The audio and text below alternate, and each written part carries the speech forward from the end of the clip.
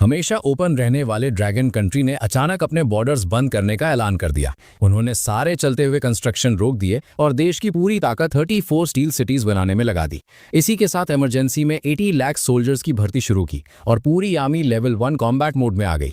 इतने तगड़े एक्शन से वेस्टर्न कंट्रीज की टेंशन बढ़ गई, पर वो ड्रैगन कंट्री का असली इरादा समझ नहीं पाए। वो बस अपना विरोध जताते रहे और मीडिया के थ्रू अटैक करते रहे। देखते ही देखते ड्रैगन कंट्री पूरे ब्लू स्टार का अकेला हॉट टॉपिक बन गया। पर बाहर वालों के सवालों और रुकावटों के आगे ड्रैगन कंट्री ने अपना पुराना शांत एटीट्यूड छोड़ दिया था। उन्होंने डायरेक्ट स्ट्रिक्ट एक्शन लिया और सारी रुकावटें रास्ते से हटा दी, क्योंकि ड्रैगन कंट्री को अचानक पता चला था कि एक हफ्ते बाद मिथोलॉजिकल एरा आने वाला है। उस टाइम अनगिनत गॉड्स और डीमंस ब्लू स्टार पर आक्रमण करेंगे। और ये होश उड़ा देने वाली खबर मेरे फोन के कचरा मैसेज से आई थी। मैसेज पर साफ लिखा था, टेल नंबर 8848 यूजर, कांग्रेचुलेशंस, आपको मिथोलॉजिकल एरा आने से पहले का इकलौता क्लोज्ड बीटा टेस्टिंग क्वालिफिकेशन मिल गया है। पहला रिचार्ज 648 का करें और लेजेंडरी प्रोफेशन पाएं। ये फालतू मैसेज देखकर मैं इसे बिना सोचे डिलीट करने ही वाला था, पर अगले ही सेकंड फोन मेरे कंट्रोल से बाहर हो गया और उसने गेम डाउनलोड करके ओपन कर दिया। मैं अपनी उंगलियां दबा दबा कर थक गया, पर कोई फायदा नहीं हुआ। क्या फोन में वायरस आ गया है? जैसे ही मैं इसे स्विच ऑफ करके रीस्टार्ट करने वाला था, अचानक मेरे फोन से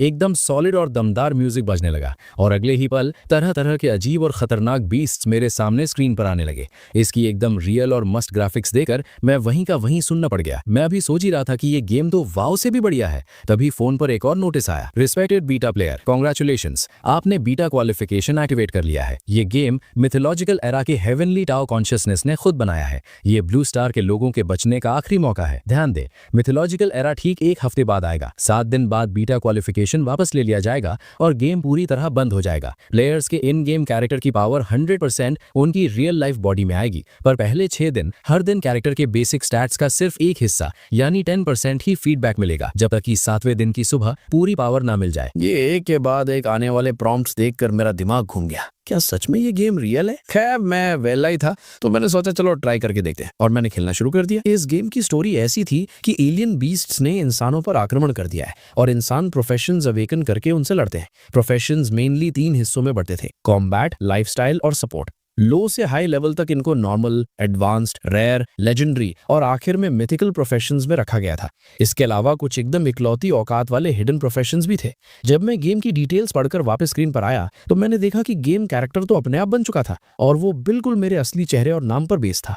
ये देखकर मुझे गेम के सच होने पर और ज्यादा भरोसा होने लगा। मैंने टाइम देखा, अभी शाम के 7 बज रहे थे। ये सच है या झूठ कुछ घंटों में क्लियर हो जाएगा। तो मैं गेम की इंस्ट्रक्शंस फॉलो करके प्रोफेशन ड्रॉ पूल पर चला गया ताकि अपना प्रोफेशन निकाल सकूं। ये फायदा सिर्फ बीटा प्लेयर्स के पास था। असल दुनिया के लोग तो सिर्फ अवेकनिंग के टाइम ही अपनी किस्मत आजमा सकते थे, और एक बार प्रोफेशन चुन लिया तो वो सारी उम्र तुम्हारे साथ रहेगा। रूल्स पढ़कर मैं थोड़ा सीरियस हो गया। प्रोफेशन ड्रॉ पूल पहली बार फ्री था, उसके बाद ड्रॉ करने के लिए गेम कॉइन्स या गिफ्ट पैक्स खरीदने पड़ेंगे। मैंने तुरंत फ्री ड्रॉ पर क्लिक किया। वैसे भी जब तक मैं बाइंड नहीं करता मैं ड्रॉ करता रह सकता था। इस चीज ने मुझे इन्फिनिट चॉइसेस दे दी थी। कांग्रेचुलेशंस प्लेयर, आपने नॉर्मल प्रोफेशन फार्मर ड्रॉ किया है। ये एक लाइफस्टाइल प्रोफेशन है। एक्टिवेट करने के बाद खेती बाड़ी में आपके पास सुपर टैलेंट होगा। ये देखकर मैं हल्के से हंसने लगा। सही बात है, मुफ्त की चीजें कभी अच्छी नहीं होती। चलो कोई नहीं, थोड़े पैसे लगाते हैं। मैंने तुरंत रिचार्ज मॉल चेक किया। प्रोफेशन ड्रॉ गिफ्ट पैक्स के 10 से ज्यादा टीयर्स थे, 68, 98, 128, 328, 648। मैंने हिसाब लगाया, इन सब पैक्स को मिलाकर मुझे करीब 500 ड्रॉज मिलेंगे, और हाई लेवल पैक्स में लेवल अप एक्सपीरियंस पिल्स भी थी। पैसे कम उड़ाए जाने वाले रूल को ध्यान में रखते हुए मैंने पहले 68 वाले 8 पैक्स खरीदे। इससे मुझे पूरे 70 ड्रॉज मिल गए। पर 2.5 मिनट बाद मुझे इस गेम का सबसे गंदा मजाक समझ आया। भाई, इन पूरे 70 चांसेस में मुझे सिर्फ 2 रेयर प्रोफेशंस मिले, और वो दोनों भी लाइफस्टाइल वाले थे। मैंने गुस्से में दांत पीसे और 128 वाले 3 पैक्स और खरीद लिए। फिर मैं बाथरूम गया, हाथ मुंह धोया और वापस आकर ड्रॉ करना शुरू किया। इस बार पूरे 80 ड्रॉज थे, और जो सबसे बेस्ट मिला वो एक लेजेंडरी प्रोफेशन था, पर वो भी एक हीलर नैनी का। मैं गुस्से से कांपने लगा था, पर जैसे ही मैंने उम्मीद छोड़ दी थी, अचानक एक अलग ही म्यूजिक बजने लगा। गेम के अंदर गोल्डन लाइट चमकी और स्क्रीन पर धमाका हुआ। मेरी आंखें खुली की खुली रह गईं। कंग्रेचुलेशंस प्लेयर, आपने mythical profession heroic spirit Sumner draw किया है। ये एक कॉम्बैट प्रोफेशन है। आप मरे हुए हीरोइक स्पिरिट्स को अपने साथ लड़ने के लिए बुला सकते हैं। हर 10 लेवल्स पर एक हीरोइक स्पिरिट समन कर सकते हैं। इसका डिस्क्रिप्शन पढ़कर मेरा चेहरा देर तक अजीब बनता रहा। मैंने दांत पीसे और दोबारा ड्रॉ पर क्लिक किया। हालांकि मिथिकल प्रोफेशन सबसे हाईएस्ट लेवल का था, पर आम लोग भी इसे अवेकन कर सकते थे।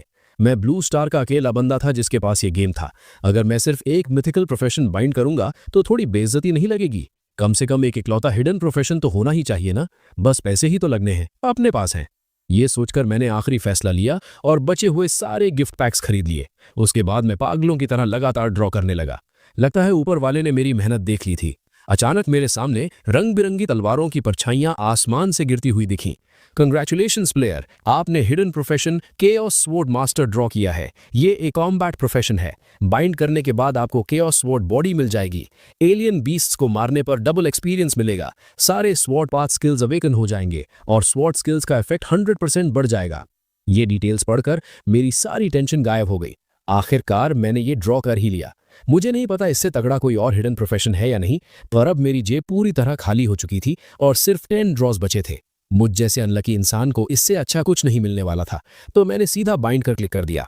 रिस्पेक्टेड बेटा प्लेयर चेन शुआन, कंग्रेचुलेशंस, आप केओस स्वॉर्ड मास्टर बन गए हैं। आपको केओस स्वॉर्ड बॉडी मिल गई है और आपने स्पेशल एलिमेंट की sword skill link yong sword slash awaken कर ली है। फोन की स्क्रीन पर यह पढ़कर मेरी खुशी का ठिकाना नहीं रहा। मैं तो एकदम लकी निकला। पहली बार में ही इतना तगड़ा स्पेशल एलिमेंट अवेकन हो गया। बिना किसी देरी के मैंने पैक्स से मिली सारी एक्सपीरियंस पिल्स दबा दी।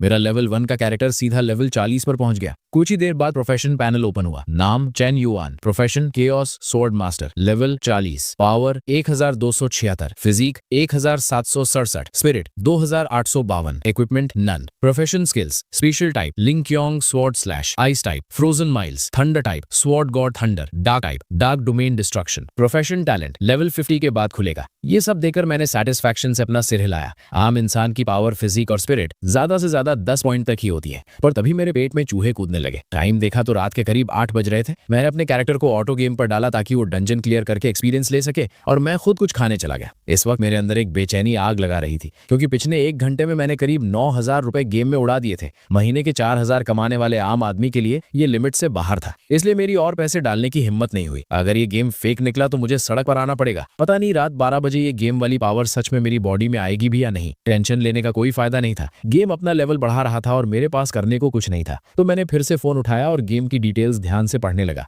मिथोलॉजिकल एरा का पूरा प्रोफेशन लेवल सिस्टम कुछ इस तरह था। Basic 100 level, king realm, true king, legendary, Holi venerable और मिथिकल मोनार्क। मिथिकल मोनार्क के ऊपर एक स्टारी स्काई एम्परर का लेवल भी था, पर वो ग्रे कलर में था, जिसका मतलब था कि मैं उसे अभी देख नहीं सका। इसके अलावा गेम के अंदर इतने सारे गिफ्ट पैक्स थे कि गिनना मुश्किल था। कुछ पैक्स की प्राइस तो मेरे होश उड़ा देने वाली थी, जैसे एक लग्जरी वीआईपी पैक था जिसमें बस एक ही चीज थी, एक ऐसी अवेकनिंग स्टोन जो रियल दुनिया में जल्दी लाई जा सकती थी, और उसकी कीमत पूरे 1 बिलियन 100 करोड़ थी। अगर मिथोलॉजिकल एरा का आना सच था तो ये कीमत ज्यादा नहीं थी, क्योंकि ऐसी चीज के लिए तो बड़े बड़े लोग लाइन लगाकर खड़े होते। इसके बाद मैंने लगभग हर एक गिफ्ट पैक को खोलकर ध्यान से देखा। कुछ चीजें देकर मेरा मन ललचा गया, पर उनकी कीमत देकर मुझे पीछे हटना पड़ा। मेरी जिंदगी भर की कमाई इन पैक्स का एक कोना भी नहीं थी। मॉल की बाकी चीजें देखने के बाद मैंने बीस्ट गाइड चेक की। ये गाइड शायद सारे टाइप्स के बीस्ट्स को कवर नहीं करती थी, पर इसमें बहुत सी इन्फॉर्मेशन भरी थी। कुछ बीस्ट्स का लेवल तो मिथिकल मोनार्क था और उनकी पावर्स अजीबोगरीब थी। ऐसा लग रहा था जैसे मैं किसी मिथिकल चिड़ियाघर में आ गया हूं। तभी धड़कते दिल के साथ आखिरकार रात के 12 बज गए।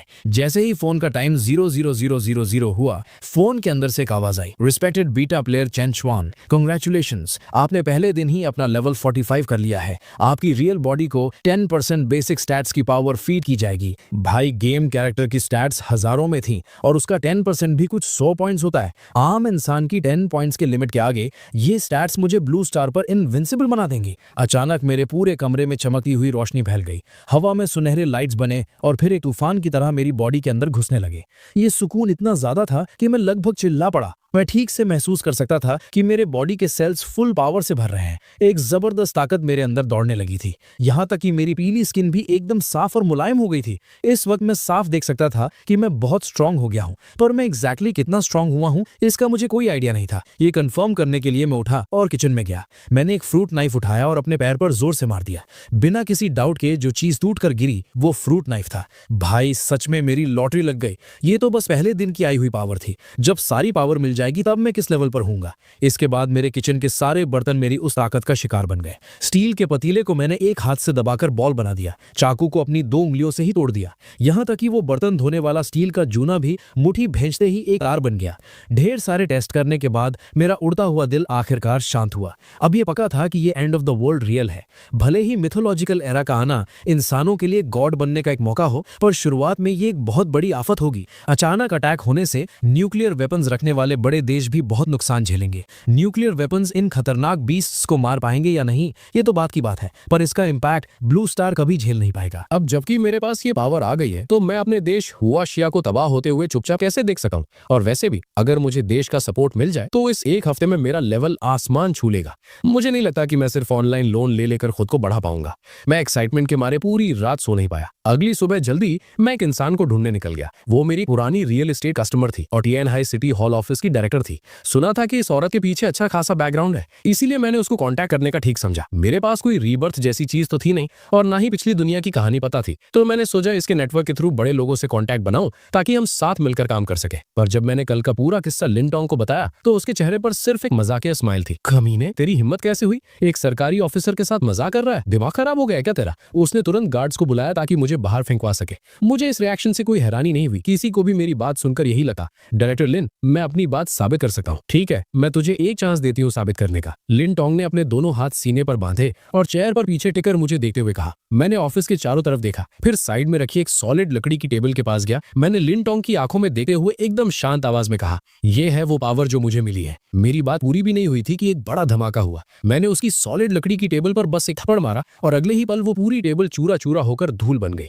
शायद मुझे लगा कि अपना लेवल साबित करने के लिए काफी नहीं है, तो मेरी नजर कोने में रखी सेफ पर गई। मैं आगे बढ़ा और एक सीधा पंच मारा जिससे उस लोहे के सेफ में एक बड़ा सा गड्ढा पड़ गया। अगर मुझे इस बिल्डिंग को गिराने का डर न होता तो मैं उस पूरी दीवार को ही उधेड़ देता। ये देखकर लिन टोंग की आंखें फटी की फटी रह गई और उसके चेहरे पर टेंशन के पसीने दिखने लगे। बड़े बैकग्राउंड से होने की वजह से उसको पता था कि आज की दुनिया में कुछ मार्शल आर्टिस्ट एग्जिस्ट करते हैं। उसने खुद उन लोगों को देखा था जो अकेले 10 आम लोगों को पीट कर रख देते थे, पर उनकी पावर मेरे इस लेवल के आगे कुछ नहीं थी। जब वो चुप रही तो मुझे लगा कि उसके दिमाग में अभी भी डाउट है। मैं तुरंत उसके पास गया और बोला, इस ऑफिस में मैं ठीक से पावर दिखा नहीं पाऊंगा। मेरे पास जो की और ताकत है वो इससे कहीं ज्यादा डेंजरस है। मेरी बात सुनकर लिन टोंग की सांसें तेज हो गईं। जो पावर मैंने अभी दिखाई थी वो लोगों को डराने के लिए काफी थी, पर वो सिर्फ मेरी पावर का छोटा हिस्सा था। अगर चेन शुआन के पास सच में इतनी पावर है तो इसका मतलब उसका मिथोलॉजिकल एरा के आक्रमण वाला सच भी रियल है। ये समझने के बाद लिन टोंग का चेहरा डर और सवालों से भर गया। अगर मैं तेरी बात मान भी लूं तो तेरा असली मकसद क्या है? मेरा प्लान है कि मैं देश के साथ मिलकर काम करूं। भले ही टाइम सिर्फ एक हफ्ता बचा है, पर पूरे देश की ताकत लगाकर एक हफ्ते में भी बहुत कुछ उखाड़ा जा सकता है।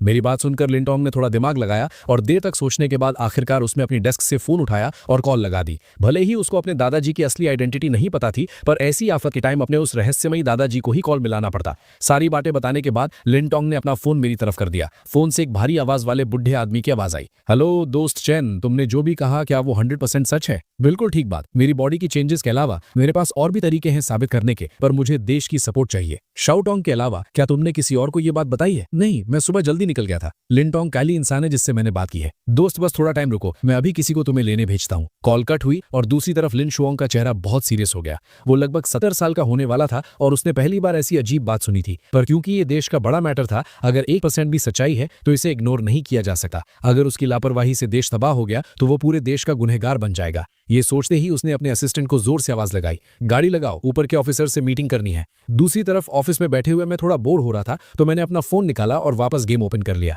मेरा लेवल अभी तक 50 पर पहुंच चुका था। तभी एक और आवाज आई, कांग्रेचुलेशंस प्लेयर चेन शुआन, आपका प्रोफेशन लेवल 50 पहुंच गया है। अब आपके लिए टैलेंट एक्सट्रैक्शन पूल शुरू हो गया है। आप किंग रेल्म से पहले रैंडमली टैलेंट्स ड्रॉ कर सकते हैं। आपका प्रोफेशन मैक्सिमम 5 टैलेंट्स बाइंड कर सकता है और एक बार बाइंड करने के बाद उसे हटाया नहीं जा सकता। इसके साथ ही प्रोफेशन स्किल स्क्रीनिंग खुल गई है और वूटोंग फियर्स रेल्म डंजन भी शुरू हो गया है। इस डंजन को क्लियर करने पर आपको स्किल स्क्रॉल्स मिलेंगे। बेशक आप मॉल से भी स्क्रॉल्स खरीद सकते हैं। इंटरफेस में ये प्रॉम्प्ट देखकर मेरी आंखें चमकने लगी और मैंने तुरंत गेम मॉल ओपन किया और प्राइस देखते ही मेरा चेहरा उतर गया। भाई सबसे basic talent draw gift pack की कीमत 3 लाख कॉइन्स थी और एडवांस वाले तो सीधा 1 मिलियन तक थे। मेरा तो मन कर रहा था गेम वालों को गाली दे दूं। मैंने अपनी आधी जिंदगी मेहनत करके जो कमाया था उससे मैं एक थके हुए बेसिक टैलेंट पैक का हिस्सा भी नहीं खरीद पा रहा था। घर लेने की बात तो दूर की है, स्किल स्क्रोल्स का हाल तो और भी रुला देने वाला था। सबसे घटिया क्वालिटी का सफेद स्क्रोल 1 मिलियन का था। मैंने ऑनलाइन मॉल में उनको टच करने की हिम्मत भी नहीं की। मैं अभी अपनी इस गरीबी को रो ही रहा था कि दरवाजे पर आवाज हुई। उसके बाद करीब 10 फौजी ड्रेस में मिलिट्री वाले अंदर आए और मेरी तरफ बढ़ते हुए सलूट ठोक दिया। मिस्टर चैन, कृपया हमारे साथ चलिए, और डायरेक्टर लिन, आपको भी चलना पड़ेगा। तकलीफ के लिए माफी चाहते हैं। मैं उठकर उन्हें वापस सलूट किया और बिना किसी हेजिटेशन के बाहर चल दिया। जब हम कॉरिडोर में आए तो वहां 20 से ज्यादा आर्मी वाले फुल वेपन तैयारी में खड़े थे। मुझे लगा यही बहुत बड़ी सिक्योरिटी है, पर जब मैं नीचे उतरा तो मेरे होश उड़ गए। मुझे समझ आया कि देश ने इस मैटर को कितना सीरियसली लिया था। पूरे 10 से ज्यादा आर्मर्ड गाड़ियां बिल्डिंग के बाहर एक लाइन में खड़ी थीं और आसमान में 2 WZ-10 हेलीकॉप्टर्स नीचे चक्कर काट रहे थे। यहाँ तक कि आसपास की सड़कों को पूरी तरह लॉक करके पब्लिक को रोक दिया गया था। देश का ये तगड़ा रिएक्शन देकर मेरे अंदर थोड़ा डर बैठने लगा। आखिर किसी को नहीं पता था कि ये मिथोलॉजिकल एरा असल में कैसा होगा, और टाइम बहुत कम था। भले ही पूरा देश अपनी पूरी ताकत लगा दे, तब भी हर किसी को बचाना नामुमकिन होगा। उस टाइम पता नहीं कितनी भयंकर तबाही आएगी। गाड़ी में बैठते ही मैं आने वाली इस आफत को रोकने के प्लान सोचने लगा। सोचकर हंसी आती है कि कुछ दिन पहले मैं एक छोटा सा ऑफिस वर्कर था और अब मैं देश के सबसे बड़े कामों की टेंशन ले रहा था। जिंदगी सच में बहुत अजीब है। इस तरह लगभग 1 घंटा बीता और गाड़ी रुकी। एक सॉलिड बॉडी वाला आदमी हमारी तरफ आया। मिस्टर चैन, मैं ईस्टर्न मिलिट्री रीजन का कमांडर लिन जैन ये हूँ। बिना घुमाए फिरा के बात करूंगा। हम चाहते हैं कि आप कुछ टेस्ट्स में हमारा साथ दे ताकि हम आपकी बातों को कंफर्म कर सके। मुझे इसमें कुछ अजीब नहीं लगा। इतना बड़ा देश का मामला सिर्फ मेरी बातों पर तो ठीक नहीं मान सके। उसके बाद लिन जैन ये मुझे एक बड़े से हॉल में ले गए। उस हॉल के अंदर पहले से ही ढेर सारे टेस्टिंग मशीन्स और दर्जनों रिसर्च एक्सपर्ट्स तैयार थे। लिन जैन ये ने ढेर सारे टॉप लेवल के लोगों को एक सीक्रेसी एग्रीमेंट साइन करवाया और फिर बोले, मिस्टर चैन, ये है dragon country academy of sciences के एकेडमिशियन ये शेंग। ये आपके टेस्ट सुपरवाइज करेंगे। थोड़ी देर की फॉर्मेलिटीज के बाद व्हाइट लैब कोट पहने ये शेंग ने थोड़ी दूर रखे एक सॉलिड स्टील डमी की तरफ इशारा करके मुझे बोला, मिस्टर चैन, कृपया अपनी पूरी पावर और की लगाकर इस डमी पर अटैक करें। मैंने ठीक है कहकर सिर हिलाया और चुपचाप उस डमी के पास चला गया। इस वक्त वहां खड़े हर एक इंसान ने अपनी सांस रोक ली थी और वो मेरी तरफ बिना पलके झपकाए देख रहे थे। यहाँ तक कि कैपिटल में बैठे ड्रैगन कंट्री के टॉप ऑफिशियल्स भी शांति से लाइव स्क्रीन देख रहे थे। अचानक एक जोर का धमाका हुआ। कान बहरे कर देने वाली आवाज के बाद जब सबने ध्यान से देखा तो उन्हें दिखा कि वो डमी मेरे एक ही अटैक से चूरा चूरा हो चुका था। यहां तक कि उसने पीछे वाली दीवार में भी एक बड़ा सा गड्ढा कर दिया था। इस पल में आकर लिन जानिए को असलियत समझ आई कि मैंने उसके ऑफिस की टेबल तोड़ते वक्त अपने पंच को कितना ज्यादा कंट्रोल करके रखा था। डेटा कैसा है? होश में आते ही ये शन ने जल्दी से पूछा। बेसिक पावर 5 टन यानी कि 5000 kg से ज्यादा है। सिर्फ इस एक लाइन ने वहां मौजूद सभी लोगों को चुप करा दिया। मैं इंसान हो ही नहीं सकता, ये ख्याल वहां सबके दिमाग में एक साथ आया।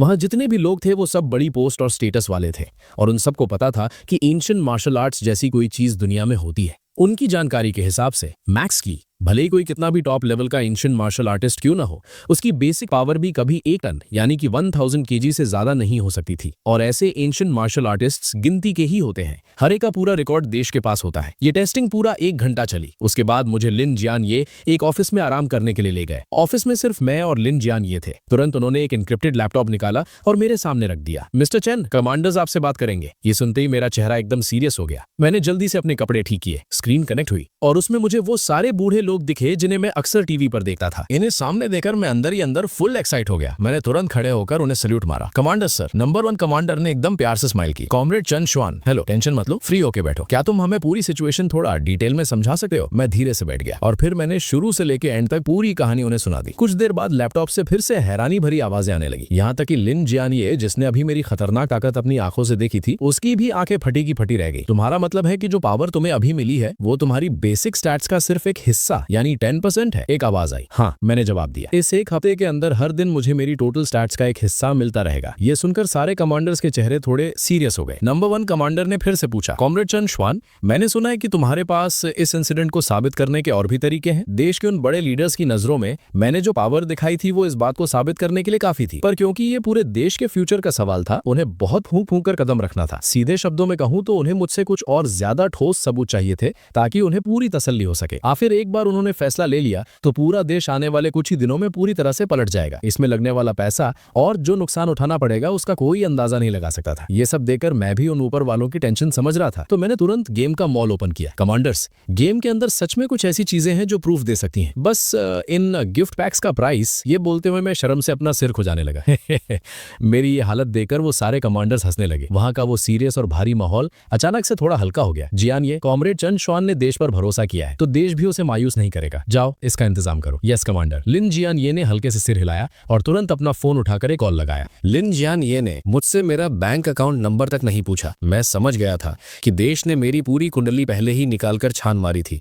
आज के दिन शायद लिन जियान ये को मेरे बारे में मुझसे ज्यादा पता था और थोड़ी ही देर में पूरे 10 लाख रुपए मेरे अकाउंट में जमा हो गए। मैंने भी बिना किसी देरी के सीधा गेम में वही गिफ्ट पैक खरीद लिया जो मैंने पहले से चुना हुआ था। अचानक से एक व्रूम की आवाज आई और मेरे सामने की हवा एकदम से मरोड़ने लगी और फिर एक बहुत ही सुंदर और पुरानी सी तलवार मेरे सामने हवा में प्रकट हो गई। ये देखकर पास खड़े लिन जियान ये के होश उड़ गए। इतने पास से अगर मैं उस पर हमला करता तो उसे चिल्लाने तक का मौका नहीं मिलता। लिन जियान ये तो एकदम अलर्ट हो गया था, पर वो सारे कमांडर्स उस हवा में तैरती तलवार को देखकर दंग रह गए थे। मैंने तुरंत उन्हें समझाया, ये गेम का एक वेपन है। ये लेवल 5170 वाला स्पिरिट ग्रेड का हथियार है। ये इतना तेज है कि आम बुलेट प्रूफ गाड़ियां भी इसका एक बार नहीं झेल पाएंगी। सच तो ये है कि मैंने खुद कभी ऐसा हथियार नहीं चलाया था, इसलिए मैंने बहुत संभाल कर बात की थी। ये सुनकर वो कमांडर्स एक तरफ शॉक में थे तो दूसरी तरफ उन्होंने तुरंत मीटिंग बंद करके आपस में बात करने का फैसला किया। अगर पहले दिखाई हुई पावर्स ने उन्हें थोड़ा डाउट में रखा था तो इस तलवार के प्रकट होने के तरीके ने उनका इरादा एकदम पक्का कर दिया। कॉल कट हो गई और मैंने भी आखिरकार सुकून की सांस ली। भले ही मैं अब आम इंसान नहीं रहा था, पर उन बड़े बुजुर्ग लीडर्स के सामने बैठकर मेरी हालत थोड़ी टाइट हो रही थी। आखिर हर कोई पहली बार देश के बड़ों से थोड़ी ना बात करता है। इस खाली टाइम का फायदा उठाते हुए मैंने फिर से अपना फोन निकाला और गेम ओपन कर लिया। डोंगकोंग मिलिट्री रीजन आने से पहले मैं पहले ही अपने कैरेक्टर को वुटोंग फियर्स रियल्म डंजन में ट्रायल के लिए भेज चुका था। इसी बीच मेरा लेवल भी 52 तक पहुंच गया था। सिर्फ 1 घंटे में 2 लेवल बढ़ गए। लगता है इस वुटोंग फियर्स रियल्म में आम डंजन से कहीं ज्यादा एक्सपीरियंस मिलता है। पता नहीं जब असली मिथोलॉजिकल एरा सच में आएगा तो असली दुनिया में ये डंजन्स किस शक्ल में होंगे। 1 घंटे बाद वीडियो कॉल फिर से कनेक्ट हुई। सारे कमांडर्स के चेहरे बहुत गंभीर थे। नंबर 1 कमांडर तो बस मुझे ही घूरे जा रहे थे। कमांडर चेन शुआन, मीटिंग में ये डिसाइड हुआ है कि देश अब एक मिथोलॉजिकल स्पेशल ब्यूरो बनाएगा जो सीधा ड्रैगन कंट्री कैबिनेट के कंट्रोल में रहेगा। इसके डायरेक्टर तुम होगे और कॉमरेड लिन जियान ये डेप्यूटी डायरेक्टर बनेंगे। इस ब्यूरो का HQ अभी के लिए डोंगफेंग बेस में ही होगा। तुम और लिन जियान ये आपस में बात करके इसका पूरा सिस्टम बनाओ और हमें रिपोर्ट दो। इसके साथ ही ये पहला ऑर्डर है, अगले 1 हफ्ते तक देश का हर काम इस ब्यूरो के लिए रास्ता छोड़ेगा ताकि हम आने वाली आफत का सामना कर सके। और तुम्हारा अगले कुछ दिनों का सबसे बड़ा काम ये है कि गेम में अपना लेवल जितना हो सके ऊपर ले जाओ। जितने भी पैसे लगेंगे वो सब देश के खजाने से आएंगे। ये सब सुनकर तो मेरे दिमाग का दही हो गया। मैं तो बस देश का सपोर्ट चाहता था ताकि अपनी ताकत बढ़ा सकूं और उन्हें बस आने वाली तबाही के बारे में बताना चाहता था। ये अचानक मैं डायरेक्टर कैसे बन गया? ये पूरे ड्रैगन कंट्री के फ्यूचर का मामला था। इतना बड़ा बोझ मुझ जैसे एक छोटे ऑफिस वर्कर के लिए। मेरी जगह कोई और होता तो उसके होश उड़ जाते। मुझे थोड़ा हिचकिचाते हुए देखकर कमांडर ने एकदम पक्के इरादे के साथ दोबारा कहा, कॉमरेड चैन शुआन, तुम्हें खुद की औकात कम आंकने की जरूरत नहीं है। तुम्हें जो ब्लू स्टार का इकलौता क्लोज्ड बेटा क्वालिफिकेशन मिला है वो अकेले ही साबित करता है कि तुम आम इंसान नहीं हो। देश को तुम पर पूरा भरोसा है तो तुम्हें भी खुद पर भरोसा रखना होगा। इन 2 बातों ने मेरे दिल में एक आग सी लगा दी। मेरी रगों में अचानक से एक नया जोश दौड़ने लगा। कमांडर्स, मैं ड्रैगन कंट्री के लिए लड़ने में अपनी पूरी जान लगा दूंगा। मेरा ये सॉलिड कॉन्फिडेंस देकर बाकी कमांडर्स की आंखों में भी मेरे लिए तारीफ छलक रही थी। वीडियो कॉल कट हो गई। लिन जियान ये जो बड़ी जल्दी अपने नए रोल में सेट हो गए थे, उन्होंने सीधा मुझसे पूछा, डायरेक्टर, कमांडर्स ने हमें प्लान बनाने को कहा है और टाइम बहुत कम है। ये सुनकर मैंने थोड़ी देर दिमाग लगाया। रास्ते भर जो मेरे दिमाग में टूटे फूटे आइडियाज चल रहे थे उन सबको एक साथ जोड़ा और धीरे से बोला, जहां तक मुझे पता है जैसे ही मिथोलॉजिकल एरा आएगा शुरुआत में ही हम पर एलियन बीस्ट्स का हमला होगा। पर अगर हम शुरुआत के इस बीस्ट टाइड यानी जानवरों के हमले को झेल गए तो हमें थोड़ा सा टाइम मिल जाएगा खुद को डेवलप करने का। इसके अलावा मिथोलॉजिकल एरा के आते ही मिथोलॉजिकल दुनिया की पूरी की तूफान की तरह ब्लू स्टार में घुस आएगी, जिसकी वजह से ब्लू स्टार के सारे जानवर और पेड़ पौधे भी म्यूटेट यानी भयंकर रूप ले सके हैं। लिन जियन ये के माथे पर टेंशन की सिलवटें पड़ गईं। ये हालत उनके सोचे हुए लेवल से कहीं ज्यादा खतरनाक थी। अगर ऐसा ही है जैसा तुम कह रहे हो तो इसका मतलब ड्रैगन कंट्री को सिर्फ मिथोलॉजिकल एरा के बीस्ट से ही नहीं बचना होगा, बल्कि ब्लू स्टार के अपने ही म्यूटेटेड जानवरों और और पेड़ पौधों से भी बचना पड़ेगा। हाँ बिल्कुल सही, मैंने जवाब दिया। यहाँ आते वक्त मैं इस बारे में ही सोच रहा था। मैंने दिमाग में एक बेसिक प्लान सेट कर लिया है। पहला पॉइंट ये है कि हमें बहुत बड़े लेवल पर आर्मी में भर्ती करनी होगी ताकि मिथोलॉजिकल एरा की आफत का सामना किया जा सके, क्योंकि ये कोई छोटी मोटी लड़ाई नहीं होने वाली। हमारे ड्रैगन कंट्री को लगातार नई आर्मी और फोर्स की जरूरतें पड़ेंगी। दूसरा पॉइंट, देश से प्यार करने वाले जितने भी लोग बाहर हैं यानी ओवरसीज हैं, उन सबको वापस बुला लिया जाए, और जिन्हें बाहर की हवा ज्यादा पसंद है उनके साथ कोई जबरदस्ती मत करो। मिथोलॉजिकल एरा शुरू होने से ठीक 2 दिन पहले ड्रैगन कंट्री को अपने सारे बॉर्डर्स पूरी तरह बंद करने होंगे। तीसरा पॉइंट, हर स्टेट की मेन सिटी को अपना बेस बनाया जाए। छोटी सिटीज को बड़ी सिटीज के साथ जोड़कर पूरे 34 डिफेंस जोन्स बनाए जाएं, और उसके बाद सारी पब्लिक को सेफ तरीके से इन डिफेंस जोन्स के अंदर शिफ्ट किया जाए। इसके साथ ही हर डिफेंस जोन में 2 लाख सोल्जर्स तैनात किए जाएं। हमें की एनर्जी डिटेक्ट करने वाले सेंटर्स भी बनाने होंगे ताकि हमें जल्दी से जल्दी पता चल सके कि ये खतरनाक बीस्ट्स कहां छुपे बैठे हैं। चौथा पॉइंट, देश के सारे टॉप साइंटिस्ट्स को एक साथ बुलाया जाए और पूरी पावर लगाकर सबसे खतरनाक और जानलेवा वेपन्स बनाए जाएं। भले ही मॉडर्न गन्स और बॉम्ब्स हाई लेवल बीस्ट्स का कुछ ना उखाड़ पाएं, पर जब लो लेवल बीस्ट्स का पूरा झुंड आएगा तो ये हथियार बहुत काम आएंगे। पांचवा पॉइंट, मिथोलॉजिकल एरा के अचानक आने से पब्लिक में जो डर और दंगे राइट्स फैलेंगे, उन्हें कंट्रोल करने के लिए हमें मीडिया और इंटरनेट का पूरा यूज करना होगा ताकि पब्लिक को ठीक से समझाया जा सके। हमें किसी भी हाल में लोगों के दिमाग में ये आखिरी उम्मीद डालनी होगी कि इस आफत में उनका देश उनके साथ खड़ा है। जैसे ही मेरी बात खत्म हुई, लिन जियांग ये के चेहरे पर हैरानी साफ दिख रही थी। इतने कम टाइम में तुमने इतना डिटेल्ड प्लान सोच लिया? भले ही इसमें थोड़ी बहुत कमियां हैं, पर फिर भी ये बहुत लाजवाब है। डायरेक्टर का प्लान, मैं अभी जरूरत लोगों को मीटिंग के लिए बुलाता हूँ। ये बोलते ही लिन जियांग ये को जैसे अचानक कुछ याद आया। डायरेक्टर, तो अभी शुरुआत के लिए आपको कितने फंड्स चाहिए? ये सुनकर मैंने हल्के से स्माइल किया। जब देश ही मेरा सबसे बड़ा सपोर्ट बन चुका है तो सोच का लेवल तो बड़ा रखना ही पड़ेगा ना। शराफत या शर्म दिखाने का तो अब कोई सवाल ही नहीं पैदा होता। तो ठीक है, पहले 10 बिलियन दे दो, गेम में थोड़ा रिचार्ज मारना है। इतने बड़े अमाउंट पर लिन जियांग ये को बिल्कुल भी हैरानी नहीं हुई। आखिर अब मैं पूरे ड्रैगन कंट्री का सबसे वीआईपी इंसान जो बन चुका था। उन्होंने तुरंत एक और कॉल लगाई। करीब 10 मिनट बाद जब मैंने अपने फोन का मैसेज देखा जिसमें 0 इतने थे कि स्क्रीन पर ठीक से फिट भी नहीं आ रहे थे, तो मेरा दिल औकात से बाहर जोरों से धड़कने लगा। सिर्फ 10 बिलियन ही तो है, साले पैरों, कांपना बंद कर सकते हो क्या? डायरेक्टर, मुझे तुरंत एक्सपर्ट्स की मीटिंग बुलानी होगी ताकि प्लान डिस्कस हो सके। क्या आप भी मेरे साथ चलना चाहेंगे? नहीं, अभी के लिए मेरा सामने ना आना ही ठीक रहेगा। इन सब कामों का पूरा चार्ज आप ही लीजिए। असली लोगों के साथ मीटिंग खेलने से अच्छा मुझे अभी गेम में अंधाधुंध पैसे उड़ाने का मजा ज्यादा पसंद आ रहा था। लिन जियानिये के वहां से निकलने के बाद मैंने फिर से अपना फोन निकाला और जैसे कोई शॉपिंग मॉल में पागलों की तरह खरीदारी करता है, मैं भी शुरू हो गया। उन गिफ्ट पैक्स की प्राइसेस को देखकर जो बस 1 घंटे पहले मेरी औकात से बिल्कुल बाहर थे, मैंने हल्के से हंसकर कहा, talent extraction gift pack buy, skill scroll gift pack buy. इस वक्त तरह तरह के टैलेंट्स किसी टॉप मॉडल की तरह मेरे सामने डिस्प्ले हो रहे थे, पर मैं बस एक नजर डालकर उन्हें हटा रहा था। लेजेंडरी क्वालिटी से नीचे के टैलेंट्स को तो मैं घास भी नहीं डाल रहा था। पूरे 100 ड्रॉज होने के बाद अचानक मेरी आंखें चमक उठी। मेरी नजर स्क्रीन पर आए उस मिथिकल क्वालिटी टैलेंट पर अटक गई, क्लियर स्वॉर्ड हार्ट। ये स्वॉर्ड पाथ का top level mythical quality talent था। ये मुझे किसी भी आने वाले खतरे का पहले से ही अंदाजा दे सकता था। हजारों तलवारें अपने ओरिजिन पर वापस आती हैं, ये तो जान बचाने के लिए एकदम मस्त चीज है। मैंने बिना किसी देरी के सीधा इसे बाइंड कर लिया। अगले आधे घंटे तक मैंने पागलों की तरह अंधाधुंध पैसे उड़ाए और आखिरकार मैंने अपने 5 टॉप लेवल मिथिकल टैलेंट्स चुन लिए थे। एक तो था कियोस स्वॉर्ड डोमेन। ये सारे स्वॉर्ड पार्ट्स को एक साथ मिला सकता था और इसमें मैं खुद से भी नई स्किल्स समझ सकता था। अगला था earth dragon overlord body. Alien beasts का खून और की निगलकर ये मेरी फिजिकल बॉडी को और सॉलिड बना सकता था। जब ये परफेक्ट लेवल पर पहुंच जाएगा तो मेरी फिजिकल बॉडी ही सेंट लेवल की हो जाएगी। उसके बाद आया ओथ फर्नेस। ये एलियन बीस्ट्स को पिघलाकर उन्हें लाइफ क्रिस्टल्स में कन्वर्ट कर सकता था। ये लाइफ क्रिस्टल्स मेरी या किसी और की पावर बढ़ाने के काम आ सकते थे। और आखिरी था ज़ोडिएक निर्वाणा। ये एक टॉप लेवल पैसिव टैलेंट था। जब भी बाइंड करने वाले यानी मुझ पर मौत का खतरा आएगा तो ये निर्वाणा ट्रिगर कर देगा और मुझे एक नई जिंदगी दे देगा। इन 5 बड़े टैलेंट्स के साथ मैं लगभग हर फील्ड में एक इनविंसिबल वॉरियर बन चुका था। अटैक के लिए मेरे पास केओस स्वॉर्ड बॉडी थी और डिफेंस के लिए अर्थ ड्रैगन ओवरलॉर्ड बॉडी। खतरे के वक्त मेरे पास ज़ोडिएक निर्वाणा दीवाना था और सबसे बड़ी बात, मेरे पीछे पूरा देश मेरा सपोर्ट सिस्टम बन के खड़ा था। अब इससे फाड़ और क्या हो सकता था।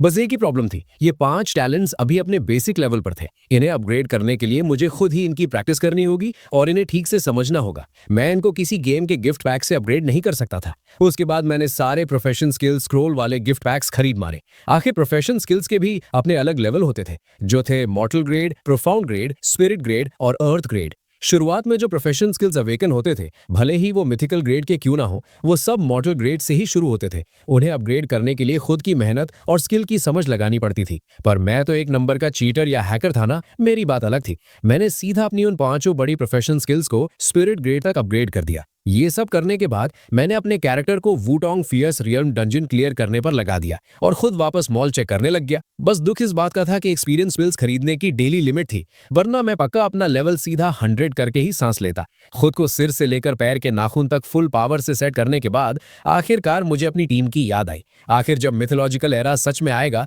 मैं भले ही कितना भी स्ट्रांग हो जाऊं, मेरे 3 सिर और 6 हाथ थोड़ी ना थे कि सब अकेले हैंडल कर लूंगा। एक तगड़ी और भरोसेमंद टीम बनाना ही लंबा टिकने का असली प्लान था। इसीलिए मॉल के अंदर जो चीज टाइम से पहले रियल दुनिया में लाई जा सकती थी, वो अवेकनिंग स्टोन तो मुझे हर हाल में खरीदना ही था। मैंने डिटेल में चेक किया, ये गिफ्ट पैक एक दिन में सिर्फ 3 ही आते थे। हर एक पैक में एक अवेकनिंग स्टोन होता था और एक अवेकनिंग स्टोन से पूरे 100 लोग अपना प्रोफेशन अवेकन कर सकते थे। पर अगर उन्होंने सिर्फ प्रोफेशन अवेकन किया तो उससे उतनी ज्यादा मदद नहीं मिलने वाली थी। आखिर एक लेवल 1 का प्रोफेशन मास्टर आम इंसान से बस थोड़ा सा ही ज्यादा ताकतवर होता है, पर एलियन बीस्ट्स के आगे वो अभी भी किसी कीड़े मकोड़े की तरह ही थे। और जब मैं गेम मॉल चेक कर रहा था तो दूसरी तरफ पूरा डोंगफेंग बेस भी फुल एक्शन में आ चुका था। लिन जियन ये ने बहुत ही कम टाइम में ढेर सारे रिसर्च एक्सपर्ट्स को इकट्ठा कर लिया था। मेरे बनाए हुए प्लान पर उन्होंने डिस्कशन किया, उसमें जरूरी बातें ऐड की और उसे परफेक्ट बनाया और फिर उसे ऑफिस में मुझे चेक करने के लिए लाकर दे दिया। उसके बाद उसे सीधा कैबिनेट के पास भेज दिया गया। इस वक्त लिन जियन ये लाल फाइल्स का एक बंडल पकड़े हुए मुझे देते हैं। डायरेक्टर, कैबिनेट ने प्लान पास कर दिया है। मैंने हल्के से सिर हिलाया और कहा, क्योंकि टाइम बहुत कम है तो सबसे पहले ये डिफेंस जोन वाला प्लान एग्जीक्यूट किया जाएगा। तुरंत हर फील्ड और इंडस्ट्री के रिप्रेजेंटेटिव्स की एक बड़ी मीटिंग बुलाओ, खास करके कंस्ट्रक्शन इंडस्ट्री वालों की। और हाँ, उन्हें अभी असली सच बताने की जरूरत नहीं है, वरना बिना मतलब का डर और पैनिक फैल जाएगा। उन्हें सीधा सेंट्रल गवर्नमेंट का डायरेक्ट ऑर्डर सुना दो। इसके साथ ही तुरंत आर्मी में भर्ती शुरू करो, बाहर रहने वाले सिटीजन्स को वापस बुलाओ, खतरनाक वेपन्स बनाना शुरू करो और इंटरनेट पर पहले से ही माहौल सेट करना शुरू कर दो। ये सारे काम एक साथ चलने चाहिए क्योंकि टाइम किसी का इंतजार नहीं करता। इसके तुरंत बाद कैपिटल के असेंबली हॉल के सामने इमरजेंसी नोटिस मिलते ही हर इंडस्ट्री के रिप्रेजेंटेटिव्स अपना सारा काम धाम छोड़कर वहां पहुंच गए थे। यहां तक कि जो रिप्रेजेंटेटिव्स दूर के एरियाज में थे, उन्हें तो आर्मी ने सीधा मिलिट्री प्लेन्स भेजकर वहां लाया था। वो सब के सब पसीने से लथपथ थे और उनकी सांसें बुरी तरह फूली हुई थी। किसी का आपस में बात करने तक का मूड नहीं था। असेंबली हॉल के अंदर उस बड़े से प्लेटफॉर्म पर जो सीना तान कर खड़ा था, वो मेजर जनरल लिन जियन ये थे। नीचे बैठे सारे लोग ये नजारा देखकर एकदम कंफ्यूज थे। आर्मी का बंदा इस तरह की पॉलिटिकल मीटिंग कैसे होस्ट कर सकता है? पर लिन जियाने के पास बैठकर एक्सप्लेन करने का टाइम नहीं था। उन्होंने सीधा अपने सामने रखी नंबर 1 लाल फाइल खोली और भारी आवाज में बोले, अभी कैबिनेट का इमरजेंसी ऑर्डर सुनाया जा रहा है। ये बात सुनते ही सारे बड़े रिप्रेजेंटेटिव्स सीधे होकर बैठ गए और अपने कान खड़े करके सुनने लगे। ऑर्डर कुछ इस तरह है, इसी वक्त से देश की चल रही सारी पॉलिसीज को रोक दिया जाए। हर स्टेट की मेन सिटी को बेस बनाकर छोटी सिटीज को बड़ी सिटीज के साथ जोड़ा जाए और 34 डिफेंस जोन्स बनाए जाए। सारी कंस्ट्रक्शन और माइनिंग कंपनीज को ऑर्डर दिया जाता है कि वो अपनी पूरी ताकत सिर्फ इस प्लान पर लगा दे। यहाँ तक आते आते पूरे हॉल में इतना सन्नाटा छा गया कि सुई गिरे तो उसकी भी आवाज सुनाई दे। सारे रिप्रेजेंटेटिव्स फटी आंखों से लिन जियाने को घूरने लगे। 200 करोड़ की आबादी वाले इतने बड़े देश को अचानक रोक देना और देश की पूरी ताकत सिर्फ एक काम पर लगा देना, ये तो ड्रैगन कंट्री की इकोनॉमी को पूरी तरह तबाह करने जैसा था। अगर उन्हें ये ना पता होता कि वो देश के सबसे बड़े असेंबली हॉल में बैठे हैं, तो उन्हें पक्का लगता कि किसी पागल से उनका पाला पड़ गया है। ये पूरी कैबिनेट का एक साथ पास किया हुआ ऑर्डर है। आप सबको अब बस इसे फॉलो करना है और देश का पूरी तरह साथ देना है। ये कहकर लिन जियानिया सीधा वहां से निकल गए और पीछे छोड़ गए उन रिप्रेजेंटेटिव्स को